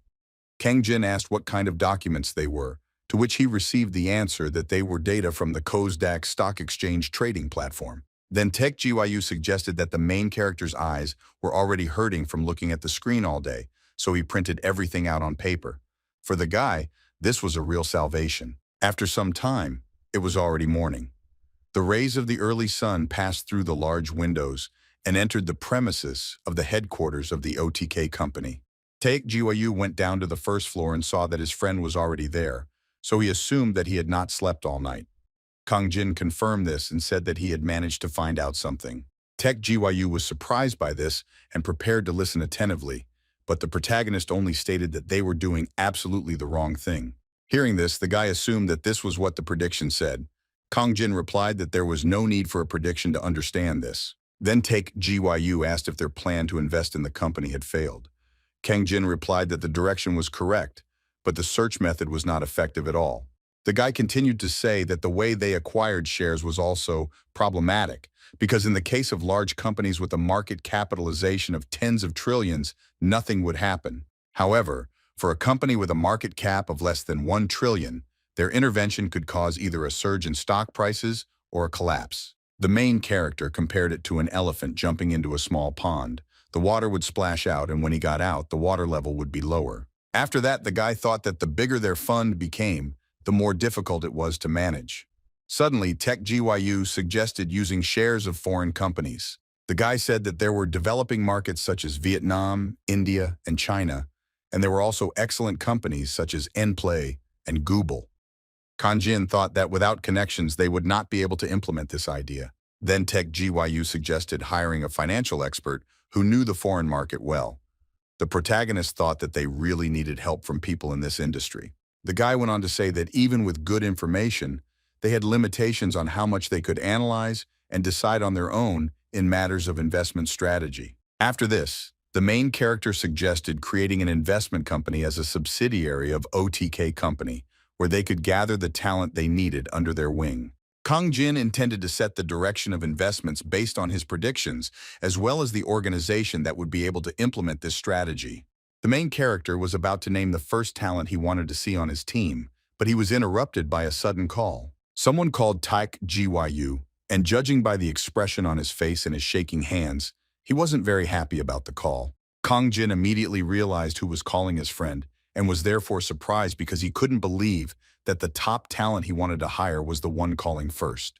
Of course, the guy was thinking about Hyun-ju, who was an employee of the global investment bank Golden Gate and was now scolding her younger brother for suddenly disappearing somewhere. Taek Jiwayu tried to explain in a timid voice that he had just moved to a new place of residence yesterday. Hearing this, the girl demanded that he send her his address and stay put. Kang Jin thought that all this was great because they just had a reason to meet, but Taek Jiwayu didn't think so because his sister's voice sounded very angry. The protagonist was surprised by this and assumed that the girl was angry because his friend had done something wrong several times. Taek Jiwayu replied that it was more than a few times. After some time, Hyun-ju had already arrived at the right place and, releasing tobacco smoke, looked at our heroes with displeasure. A frightened Taek Jiwayu timidly said that passive smoking was harmful to health, so he began to get up to open the window and check the room. Suddenly, the girl looked at her younger brother with a maddeningly calm gaze, and in an ominous voice ordered him to sit back down. After that, she asked what kind of house it was. Taek Jiwayu answered that he bought it and planned to live there now. Hearing this, the girl asked to explain what was going on. Taek Jiwayu didn't understand the question. I assumed they were asking him why he bought this house. Hyun-ju asked if the guy really didn't understand what she was asking. The next moment, the girl suddenly grabbed the ashtray and hit Taek Jiwayu, asking him where the billions in his accounts came from. The frightened Kang Jin tried to calm Hyun-ju down. Taek Jiwayu was very surprised that his sister was going to lose this. The girl asked the guy not to pretend that it was unimportant. She went on to say that right now the L6 phone explosion was the hottest topic in the global stock market, and the incident sent SEO Sung electronic shares and the Korean stock market crashing. At the same time, financial companies that somehow cooperated with them suffered huge losses, but that was not even the point. Hyun-ju continued to say that there were rumors that, before this incident, a certain company had purchased a large number of options and ended up making a huge profit. This mysterious company had an account at Golden Gate where Hyun-ju worked. Thanks to this, the Asian branch's account balance increased by more than $600 million. There were countless fictitious companies with names consisting of random letters, so the girl initially thought that OTK company was just one of them. However, then she received a call from a senior colleague whose contact information the girl had once given to our heroes. He mentioned that he had processed a transfer of more than 10 billion won from a foreign account to a domestic one. Since Hyunju opened the account herself, she had the authority to check the transaction history, which she immediately took advantage of. To her great shock, she discovered a number with 9 zeros, which instantly struck her as if lightning had struck her. The girl saw that this huge amount was a profit from options that amounted to more than 5,000%. Unable to contain her emotions, Hyunju, right there in her office, loudly asked what her brother had done. Kang Jin listened carefully from beginning to end and was shocked that their success story even reached Golden Gate. After that, Hyunju calmly asked if her brother had really purchased the SEO Sung electronic options. Taek Gyu had no choice but to admit it. Hearing this answer, the girl sighed heavily because she understood how serious this situation was. Taek Gyu asked if it was really that big of a problem. The girl took her younger brother's misunderstanding as a joke. The next moment, she stated that because of this incident, the Financial Supervision Service requested documents from Golden Gate. Kang Jin couldn't believe that they actually started an investigation. Then the main character asked what documents the service requested. Hyunju replied that they were interested in OTK company transactions and information about the owner of this company. Then the guy timidly asked if the service had already received the information they needed. The girl replied that even Golden Gate did not know who the owner of the company was. They only knew the country in which it was founded because information about the client could not be transferred so easily. Kang Jin was surprised by this because he thought that it was impossible for the Financial Supervision Service to refuse. Hyunju explained that this only applied to domestic financial institutions. This justified the main character, but he still did not understand on what basis the service requested this data. The girl replied that the service suspected the company owner of insider trading. This answer shocked Kang Jin, who immediately asked Taek Gyu what that meant.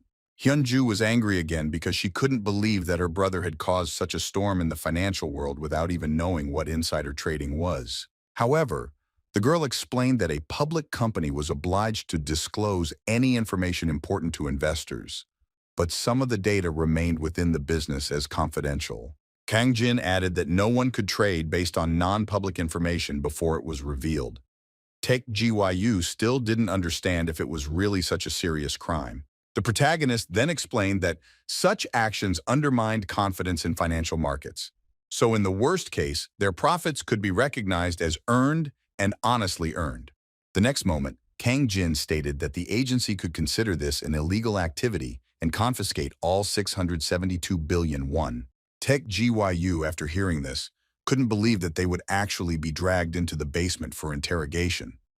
Kang Jin replied that this required clear evidence of insider trading, which was unrealistic. Hyunju then asked her brother who told him to turn it like that.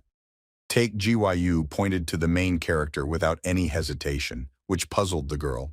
Kang Jin explained that he gave the guy the information he needed. Then Hyunju asked where the main character got it from. The guy began to hesitate because he didn't know how to explain everything to him. This made the girl even more angry. Grabbing the ashtray again, she loudly slammed it on the table, shouting along the way that the guys did not understand the current situation at all. Hyunju began to explain that this could not be simply hushed up, because if they could not explain themselves, it would be considered a financial crime. So Kang Jin needed to explain where he got such detailed information from. The main character understood that the girl was angry because his brother's freedom was at stake. So he nevertheless decided to explain everything, getting ahead of Taek Gyu. After some time, the guy told all the details and added that at that time, no one could predict that the L6 model phone would stop being sold. The girl decided to sum it up and clarified that due to several cases of phone explosions, the guy decided that he would be removed from production, and this at a time when the company's shares were at their historical maximum. Hyunju continued to say that in the end, having come to this conclusion from his own analysis, the protagonist told Taek Gyu about it. The guy confirmed all of this. The girl then asked if Taek Gyu believed his friend and bet 13 billion won, and even when he was on the verge of losing 10 billion before production stopped, he continued to wait and believe. Taek Gyu confirmed all of this, but the girl continued to ask if the guys really claimed that they had nothing to do with insider trading. Kang Jin thought that although they were hiding part of the story, given the situation, it was simply an instinct for self-preservation. The main character answered the girl that his position relied on his judgment until the end, and Taek Gyu's position was based on complete trust in someone else's opinion. Suddenly, Hyunju asked if the guys had heard about the scandal with Dosi Bank. The guy assumed that she was talking about an old case that was related to options. The girl confirmed this and added that in that case, they bet on the stocks falling and manipulated the price to make a profit. Then Anna asked if the guys knew how much the experts who pulled this off earned. Without waiting for an answer, Hyunju said that they only earned 50 billion won, while our heroes earned 10 times more. Now the guys weren't particularly happy about this. The girl continued to say that thanks to this case, the rules were tightened. Otherwise, securities companies and investment funds would have collapsed one after another. Domestic companies were close to losing their entire annual profits, and even despite hedging, Golden Gate lost $20 million. Kang Jin was shocked by this information because he was even afraid to imagine what they thought about them. But at the same time, the guy was glad that they created a corporation in an offshore zone. Hyunju continued to say that if OTK Company was a Korean corporation, the guys would be sitting in the financial department by now. But since it wasn't insider trading, they shouldn't worry. Tech GYU didn't understand what they did wrong because they didn't manipulate stock prices, but the protagonist believed that from the point of view of the financial institutions that lost trillions, they were their enemies. After that, the girl said that she thought that her brother would just play with 13 billion, but in the end he made such a mess. Then she asked what the guys were going to do with the money in the account. Kang Jin thought that it was finally time to discuss business. Along the way, Tech GYU revealed that he had split the corporation's shares with his friend 8-2, which greatly surprised Hyunju. Tech GYU continued saying that the main characters were the largest shareholder of OTK Company. The girl was very puzzled and did not understand why this was so. The next moment, she loudly asked if her brother had really given Kang Jin 80% of the shares. Tech GYU explained that it was the main character who provided the information and bought the options, and he simply gave the money. Kang Jin understood the girl's surprise, because in finance it was accepted that the one who provided the money received a larger share of the profit. It was difficult to understand even a 50-50th profit split, much less give 80%. Hyunju said that owning 80% meant that OTK Company was almost entirely owned by the main character. Tech GYU replied that he knew about it well. This answer surprised the girl even more. Tech GYU sells. He says that if they wanted to continue investing, Kang Jin had to be at the helm. Hyunju couldn't believe that her brother wanted to continue investing because this time was just luck. She then asked why there would be luck next time. Tech GYU smiled and asked his sister not to worry because he had a plan. The guy explained that he had put aside 13 billion and that this amount of money would easily last for the rest of his life. Hyunju thought that 2 children would not be able to invest wisely. Unexpectedly, Tech GYU announced that this was exactly why their company needed his sister. The guy promised that he would give her 3% of his shares. It was about 20 billion won. Hyunju was shocked when she heard this amount and was momentarily speechless. Kang Jin was also surprised and thought that Tech GYU was very generous because 20 billion profit at once was like all of his sister's future salaries. The main character then said that he agreed with his friend's opinion, and then asked if Hyunju was afraid that he would irresponsibly manage OTK Company. The guy continued saying that the girl didn't even need to quit her job. She could continue to receive data from Golden Gate, so staying at work was even more profitable. Suddenly, still in shock, Hyunju turned to the protagonist and asked him to go and buy her some strong coffee. Kang Jin-woo realized that the girl was asking him to leave the room, leaving her alone with Taek Ji-woo, so he agreed without objection. Hyunju was a genius since childhood. She was able to enter the economics department of a Korean university with the highest scores without tutors. She then joined Golden Gate, which was one of the most demanding global investment banks. She was soon recognized and promoted to team leader in the Asian branch. Meanwhile, her brother Taek Ji-woo, who spent half his life doing nothing, was able to become a billionaire in just one night. Kang Jin sat in a cafe and thought about how the girl felt when her brother offered her a job. After some time, he still thought that he could return. Returning home, the main character saw a satisfied Taek Ji-woo, who said that his sister had agreed to help them. Hyunju suddenly approached him and asked him to buy her cigarettes, hoping that he knew what kind she smoked. Taek Ji-woo did not understand why he had to go. One stern look from the girl was enough for the guy to instantly jump up and run to fulfill her request. After this, Kang Jin turned to the girl and thanked her for agreeing to help them. Hyunju replied that for 20 billion, anyone would agree to help them. The girl was sure that if she didn't take this place, our heroes would find someone else. The guy thought that this was really so, but they would no longer offer shares in the company. Hyunju continued to say that on top of everything else, this was the first time Take GYU tried to do something serious outside of his hobbies. The protagonist agreed with this. It was the first time he had seen his friend so motivated, and he admitted that without him, they wouldn't have even started doing all this. The girl then asked if Kang Jin understood how risky their recent investment was, even despite his confidence. The guy replied that he understood it well down to the marrow of his bones. Even while Kang Jin was just thinking about it, he was still breaking out in a cold sweat. Suddenly, the girl said that no matter what, she respected the result. She was very impressed that our heroes invested 13 billion and earned 672 billion, and thought that in this regard, everything was wonderful. After that, Kang Jin asked why the protagonist wanted to invest. The guy said that he didn't start with any specific goal. He was just pleased to have a lot of money. Kang Jin believed that in a capitalist society, material abundance was practically synonymous with happiness. At this point, the guy paused before naming another reason. Hyunju immediately froze in anticipation of the continuation of the answer, while listening attentively and not taking her eyes off the main character. At that moment, the guy thought that he didn't know why he had this unusual ability, but now it seemed impossible to him to live as before. Kang Jin continued to think that all great investors achieve success through their unique investment methods, thereby becoming legends.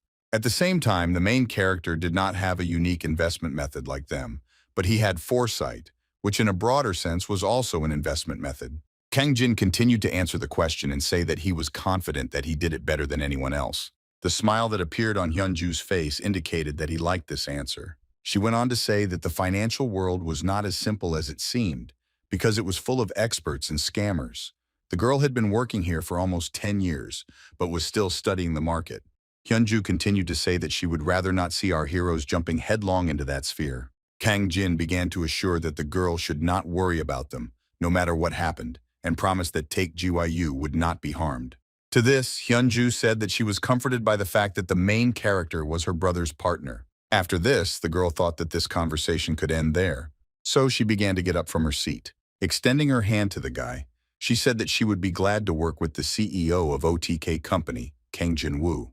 The main character shook Hyunju's hand, saying that he would also be happy to work with her. As a result, Kang Jin became the CEO of the company with 80% of the shares.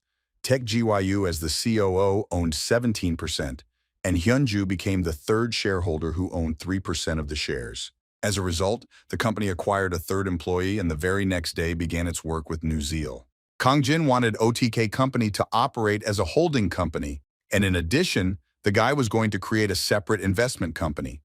The guy asked what the new employee thought about this. Hyunju thought that it was a good idea, but the question was, what kind of company the protagonist wanted to choose and how to capture it. This is what worried the guy. Then the girl asked him not to rush, because there were many opportunities. In addition, she could provide all the materials needed for this. Hyunju was also interested in whether our heroes wanted to change the name of the company. Take GYU didn't understand what was wrong with OTK Company. The girl replied that the current name sounded like an abbreviation for otaku. The guy immediately explained that it was an abbreviation of his name Kang Jin, and that they really needed to change the name to TKJN Company or ONK Company. However, the main character quickly discarded this idea because he believed that they should not change the name and violate the prediction. Then the guy said that they should respect the opinion of the company's founder and therefore leave everything as is. Hyunju agreed with this and said that he would contact them later. After this, the main character suggested to give Hyunju 3% of the company's share from his share, but Take GYU said that it was his sister, so she should take this part from his share. Kang Jin thought that now the issue with Hyunju had been resolved, so now they needed a competent and reliable person to head the investment company. The protagonist didn't have any options yet, but he had already talked about it with Hyunju. He also asked her to send him materials about the latest trends in the market. The next moment, the guy received a message from a girl who said that she had sent all the necessary information to his email. The main character thought that it was good to have friends in an international investment bank. Kang Jin then went on to say that these were internal reports from Golden Gate.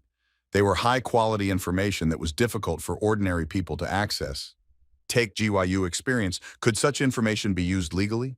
The guy replied that he had received this information legally, and also asked not to forget that they were the main clients of Golden Gate, since they had 672 billion won in their account. Tech GYU saw that all this information was in English, so he didn't understand anything. Kang Jin also couldn't fully read everything, but he was only interested in numbers and graphs. The guy then went on to say that the documents were mostly about the Fourth Industrial Revolution.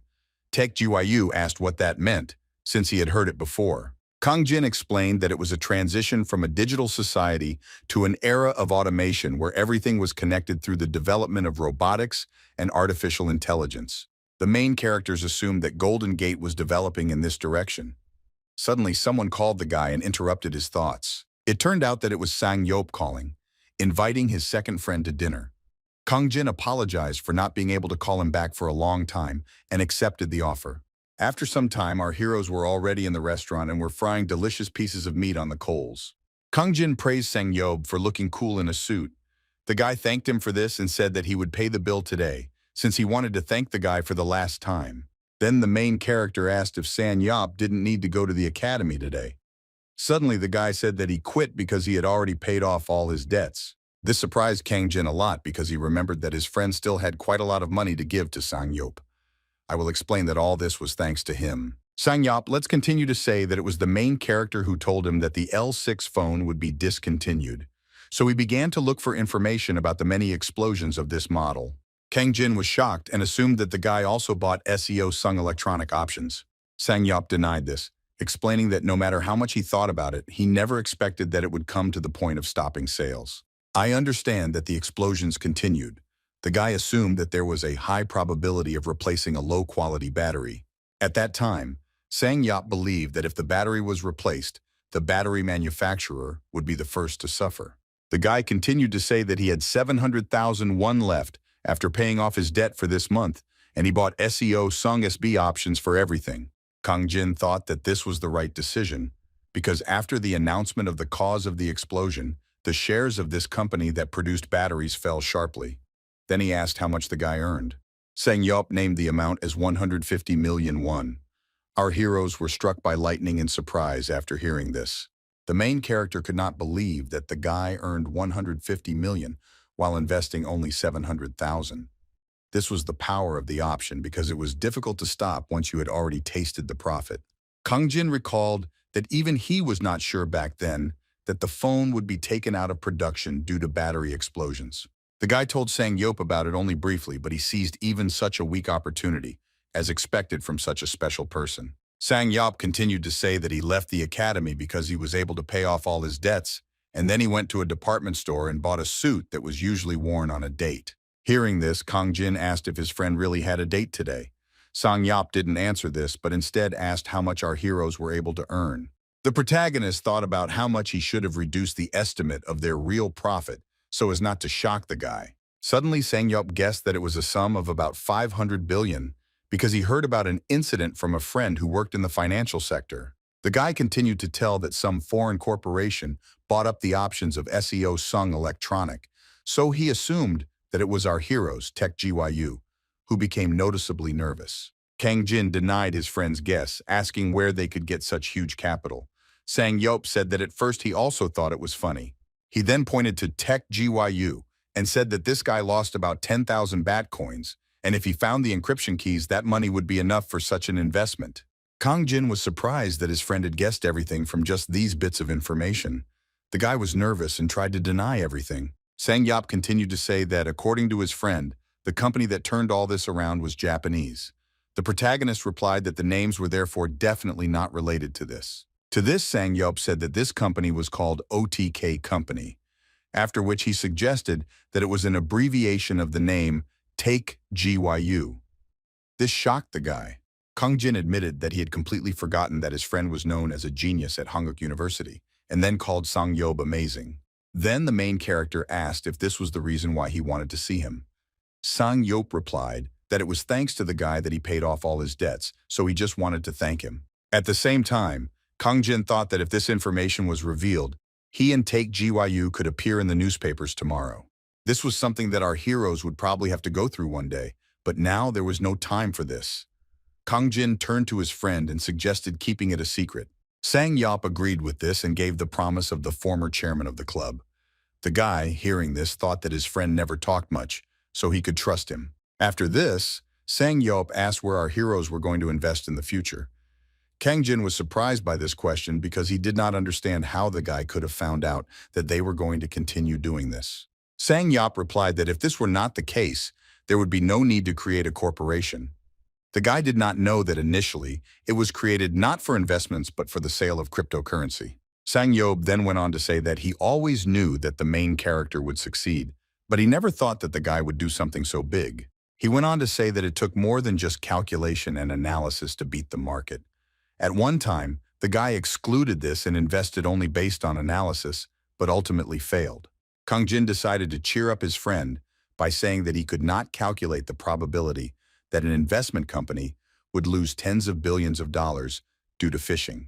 Sang Yop understood this, but he was interested in what the protagonist thought about luck. The guy went on to say that it took him a long time to realize that there were a lot of things in the market that couldn't be calculated, written down, or solved mathematically. Next, Sang Yop remembered a quote that said, "He could calculate the movements of celestial bodies but not the madness of the crowd." Kang Jin immediately realized that these were the words of Isaac Newton, who discovered the law of universal gravitation. This expression was quite well known in the financial world, despite the fact that Isaac Newton was a physicist but worked in different fields. The market was ruled by fear and madness, and no matter how reasonable a person was, it was difficult to remain calm in any situation. After that, Sang Yop said that the main character had intuition, which is why he chose him as the next chairman. Kang Jin smiled when he heard this, because his friend always said that when they drank. At the same time, Sang Yop asked the guy to give him his answer. Kang Jin was surprised by this. "I don't understand what the guy Sang Yop was talking about. He reminded that he came here today in a suit for an interview." The main character was shocked and assumed that his friend wanted to join their company right now. Kang Jin was about to ask Taek Gyu's opinion on the matter, but his face literally said that the guy was the CEO and therefore he could act as he saw fit. Then the main character thought that no matter how much intuition and foresight they had, they themselves would be limited in how far they could go. That is why they invited Hyunju. Financial investment is a battle with numbers, and Sang Yop's specialization was mathematical analysis, so he was able to make rational and objective conclusions based on numbers. Kang Jin continued to think that from a bad point of view, the guy came to them in order to grasp at the last straw. The main character liked it because using any chance was the basic knowledge of financiers, so he honestly admitted to Sang Yop that he was the general director of OTK company. After that, Kang Jin took the bottle in his hand and said that he needed someone competent enough to realize his vision, so he was interested in whether Sang Yop could handle it. After these words, silence reigned at the table. Sang Yop was in no hurry to answer and for some reason stared intently at the main character. The guy noticed that Kang Jin was holding the bottle with one hand and was thinking hard about it. Finally, Sang Yop said that he was the eldest, so when pouring him a glass, he had to hold the bottle with both hands. Taek Gyu was scared. "I think that this could really offend the guy." Suddenly, the guy stood up and said that the main character would never hear such things from him again. Handing Kang Jin his glass, which he held with both hands, Sang Yop began to assure that from now on he was going to carefully study the market. The guy continued to say that age didn't matter. Only abilities were important because a capable person could bring big numbers. Sang Yop believed that the main character was such a person. Kang Jin, hearing this, thought that in fact, if it weren't for his gift of prediction, his acquaintance was a more capable person than him. After that, the main character put the bottle on the table, thinking along the way that it was the CEO's responsibility to attract such people, so he informed Sang Yop that he had been hired. The next moment, Kang Jin shook Sang Yop's hand and welcomed him to OTK company. "I'm glad that after Hyunju, the fourth reliable employee came to them himself." Our heroes were still in the restaurant, grilling a lot of meat in honor of the recent event. Sang Yop took big gulps of the alcoholic drink in order to relax. Then the guy breathed a sigh of relief, believing that now he could finally catch his breath, because before this meeting he was a little nervous. After that, Sang Yop asked how he should now call Kang Jin. The guy answered that he could call him as he was used to, because they would come up with official positions when there were many employees. Sang Yop agreed with this and then asked if there were really only 2 people on the team now. Taek Gyu replied that his older sister was also working with them. The guy continued to say that she was also the head of the Asian branch of Golden Gate. After hearing this, Sang Yop understood how our heroes managed to pull off such a thing. Kang Jin decided not to dwell on it and asked his friend how it was working at the academy. He heard that the guy was a very popular tutor. Sang Yop said that when he said he was leaving, he was offered a promotion to keep him, But he didn't want to sit still, and so he refused. The guy continued to say with great enthusiasm that he wanted to ride the wave of change in the industry. These words surprised the protagonist. To explain everything, Sang Yop gave an example with smartphones from the NPLA company. He said that when the phone first came out, manufacturers on the market at that time either ignored it or ridiculed it. They believed that no one would buy a device that simply combined existing functions. Today, these manufacturers have long been forced out of the market. Sang Yop continued to say that geniuses changed the world, and ordinary people noticed it only after the changes. However, the guy believed that even without being the most insightful, it was possible to ride this wave. Kang Jin listened carefully to everything and asked if his friend really thought that there was such a chance now. To this, Sang Yop asked a counter question and asked the opinion of the main character. Kang Jin was surprised by the guy's thoughts and was sure that despite the teacher's busyness, he was still monitoring the situation. Still, Kang Jin replied that he thought the same. Tech Gyu also expressed his opinion, saying that he would follow his friend to the end, after which he smiled and proposed to raise a toast. The next moment, glass goblets filled with alcohol clinked loudly against each other. Our heroes drank to the OTK company. After some time, Kang Jin came to his senses and realized that he was no longer in the restaurant. The main character was lying on the floor and wondering how he ended up here. At this time, Tech Gyu had already fallen asleep on the bed without even thinking about changing his clothes. Some time passed. A clear new day arrived and the bright sun had already managed to rise high. Only now, Kang Jin woke up and immediately felt a headache that reminded him of what happened yesterday. The guy assumed that Tech Gyu brought him here and then fell asleep. Then the main character looked at the time and, seeing the date December 31st, thought about how quickly time flew by, because tomorrow was already the new year. After that, Kang Jin called his mother to ask if everything was okay with her. The guy asked the woman not to worry because everything was fine with them. He also accepted his mother's invitation to dinner and suggested meeting tomorrow. After some time, Kang Jin looked through the documents and thought that he should have already come up with some idea for investment, but nothing came. At that moment, the main character saw Tech Gyu, who was going down to the first floor complaining about his health. Suddenly, the guy said that he heard some vibrations and assumed that it was a phone. Then Tech Gyu saw that Shin Yuri was calling his friend's phone. Kang Jin didn't react to this at all and suggested that the guy sleep some more if he wanted to. Tech Gyu was very happy about this and offered Kang Jin to answer the call instead of him in gratitude for his kindness. The protagonist did not have time to do anything. Shin Yuri asked if Kang Jin hadn't saved her number since he hadn't answered her call for so long. The protagonist, who was unhappy with Tech Gyu's actions, replied that he had saved it. Then the guy explained that he didn't answer because he just woke up. Then Shin Yuri said that she also called a few days ago. Kang Jin made a surprised voice and apologized for not answering. After that, Shin Yuri asked if the guy had breakfast, and hearing a negative answer, suggested having breakfast together. The main character thought about the fact that he found out about the L6 phone being discontinued thanks to a girl, so he needed to at least treat her to food for that. Kang Jin agreed and asked where they could meet. Shin Yuri was very happy to hear this and immediately suggested that they meet at 2 o'clock in front of the gallery department store. Suddenly, Tech Gyu approached the main character and asked in an ominous voice who this Shin Yuri was. The frightened guy replied that she was just a junior from the university. Then Tech Gyu asked in the same ominous voice if the CEO of the company was really going to go on a date at such an important moment. Kang Jin began to say that it was not a date. Tech Gyu asked his friend not to forget about his duties.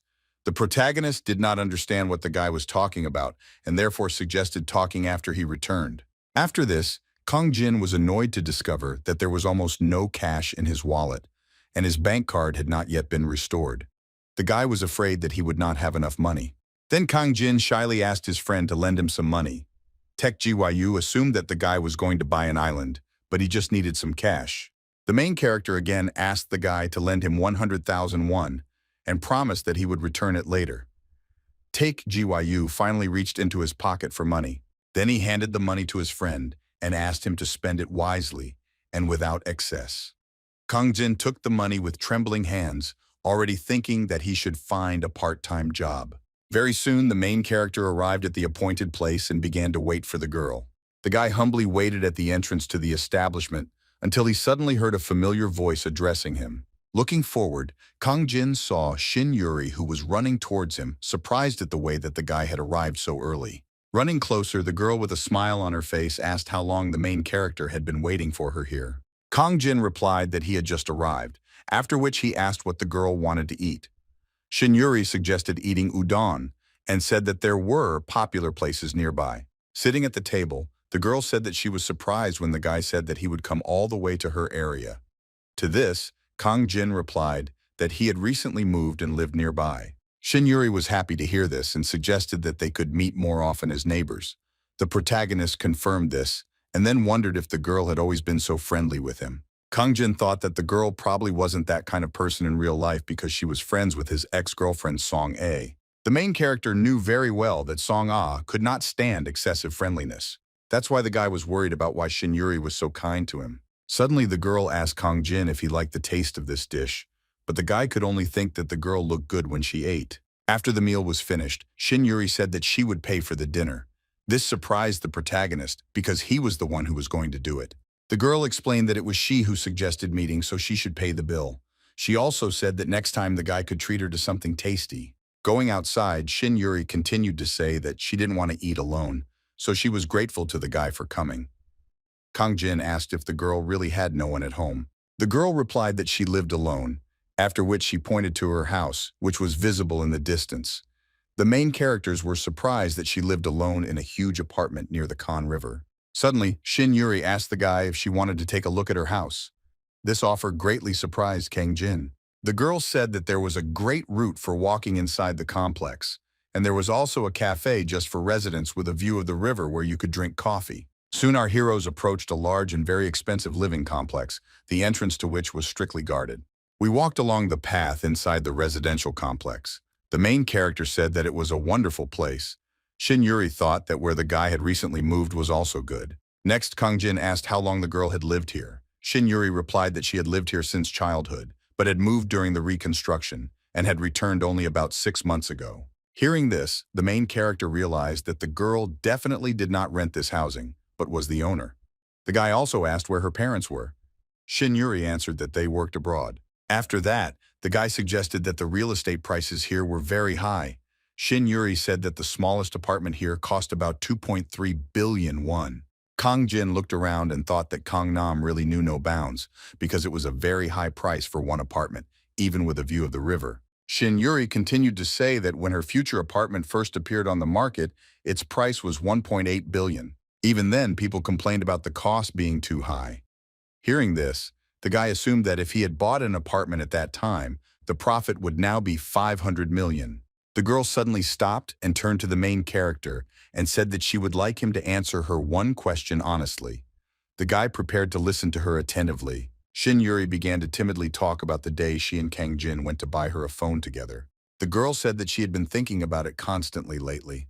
The main character noticeably tensed up after these words, although he tried not to show it. Shin Yuri continued to say that something was bothering her, and at that moment the guy remembered Taek-gyu's ominous look and what he said to him. The next moment, the girl asked directly how the main character found out about the end of production of the L6 model phones. After that, there was absolute silence for a while. The seemingly calm Kang Jin thought about his answer. The protagonist remembered that Taek-gyu had recently asked him to remember his obligations, and now it became clear to him what those words meant. The next moment, the girl asked directly how the main character found out about the end of production of the L6 model phones. After that, there was absolute silence for a while. The seemingly calm Kang Jin thought about his answer. The main character remembered that the girl had recently asked him about this on the phone, but he had managed to evade the answer, but now he needed to deal with it again. Then Kang Jin said that immediately after the release of this smartphone, people on the internet went crazy and even called this phone a bomb. Shin Yuri laughed at this and said that at that moment the guy seemed so confident, so she thought that one of the suppliers had suggested it to him. Kang Jin also laughed at this and said that unfortunately, he didn't have such connections. Suddenly, the guy was struck by lightning because he realized that he himself had foreseen this situation, after which he hoped that the eagle with the prediction would soon appear. Then the girl said with regret that it would have been great to know about what happened in advance. The protagonist agreed with this, because then it would have saved Shin Yuri from trouble. The girl continued to say that the worst thing was that her mother was very upset because she did not manage to sell the company's shares in time. Kang Jin wondered how long ago the woman bought it. Then the guy decided to cheer up the girl and said that the shares would gradually recover. Shin-yuri said that her mother would still be in the red, so she suggested that they should have been sold now. The main character thought for a bit and said that if he were in her place, he would have held on to these shares, because everything could have returned to normal with the release of a new phone model. The girl was surprised by this and asked if the guy really thought that after everything that happened, people would buy SEO-Sung phones. The guy replied that this incident showed the loyalty of users because most chose to exchange defective phones rather than return them. Suddenly, the main character remembered the information that he read in the documents this morning and decided to use it. Kang Jin told the girl that the main product of SEO-Sung was not telephones but semiconductors. The guy explained that the core of the fourth industrial revolution was communication, and semiconductors were the essence of the era of the Internet of Things, that is, the concept of a data transmission network between physical objects. In a monopolistic field like semiconductors, supply was inflexible. Due to the nature of the business, it was difficult to balance supply and demand. The guy continued to say that in the case of semiconductors, everything will only go up, and being the largest company producing them, SEO-Sung's profit was guaranteed. After this, the main character insisted that this was only his personal opinion, since he was not an expert in this field. To this, Shin-yuri said that even so-called financial experts have been wrong. The girl knew that a huge number of stock managers could not keep up with the market rate, and if no one was sure of anything, then she could trust the words of the main character. However, Shin-yuri decided not to sell her shares for now. Kang Jin was surprised to hear this and asked if she had them too. The embarrassed girl confirmed this story by saying that she bought them with her pocket money when they fell in price and was now confused because she had bought as many as 20 shares. These words struck the main character as if he was struck by lightning.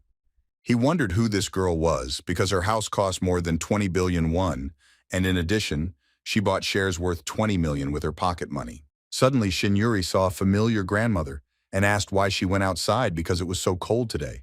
The old woman replied that she could no longer sit at home. She then asked if the main character was Shin-yuri's boyfriend, believing that it was time for the girl to get married. Kang Jin explained that they just studied together. Shin-yuri was embarrassed and said that it was too early for her to get married because she was only 20 years old. Then her grandmother said that in her time, people at that age were already having children. After this, the grandmother offered to give the girl some money, but she refused. The main characters thought that this was not surprising because she bought shares for 1,000,000 won apiece. However, the grandmother still gave Shin-yuri money, saying that she shouldn't have refused when it was offered. The girl thanked her for it. Soon the old woman left, and the girl explained that it was her neighbor who had looked after her since childhood. Previously, this grandmother had her own store in the shopping center. The girl continued to tell that this granny had 3 apartments in this residential complex. Kang Jin was surprised because he had already managed to calculate that this old woman owned real estate worth almost 7 billion won. Shin-yuri also said that all the residents of this residential complex were like this grandmother.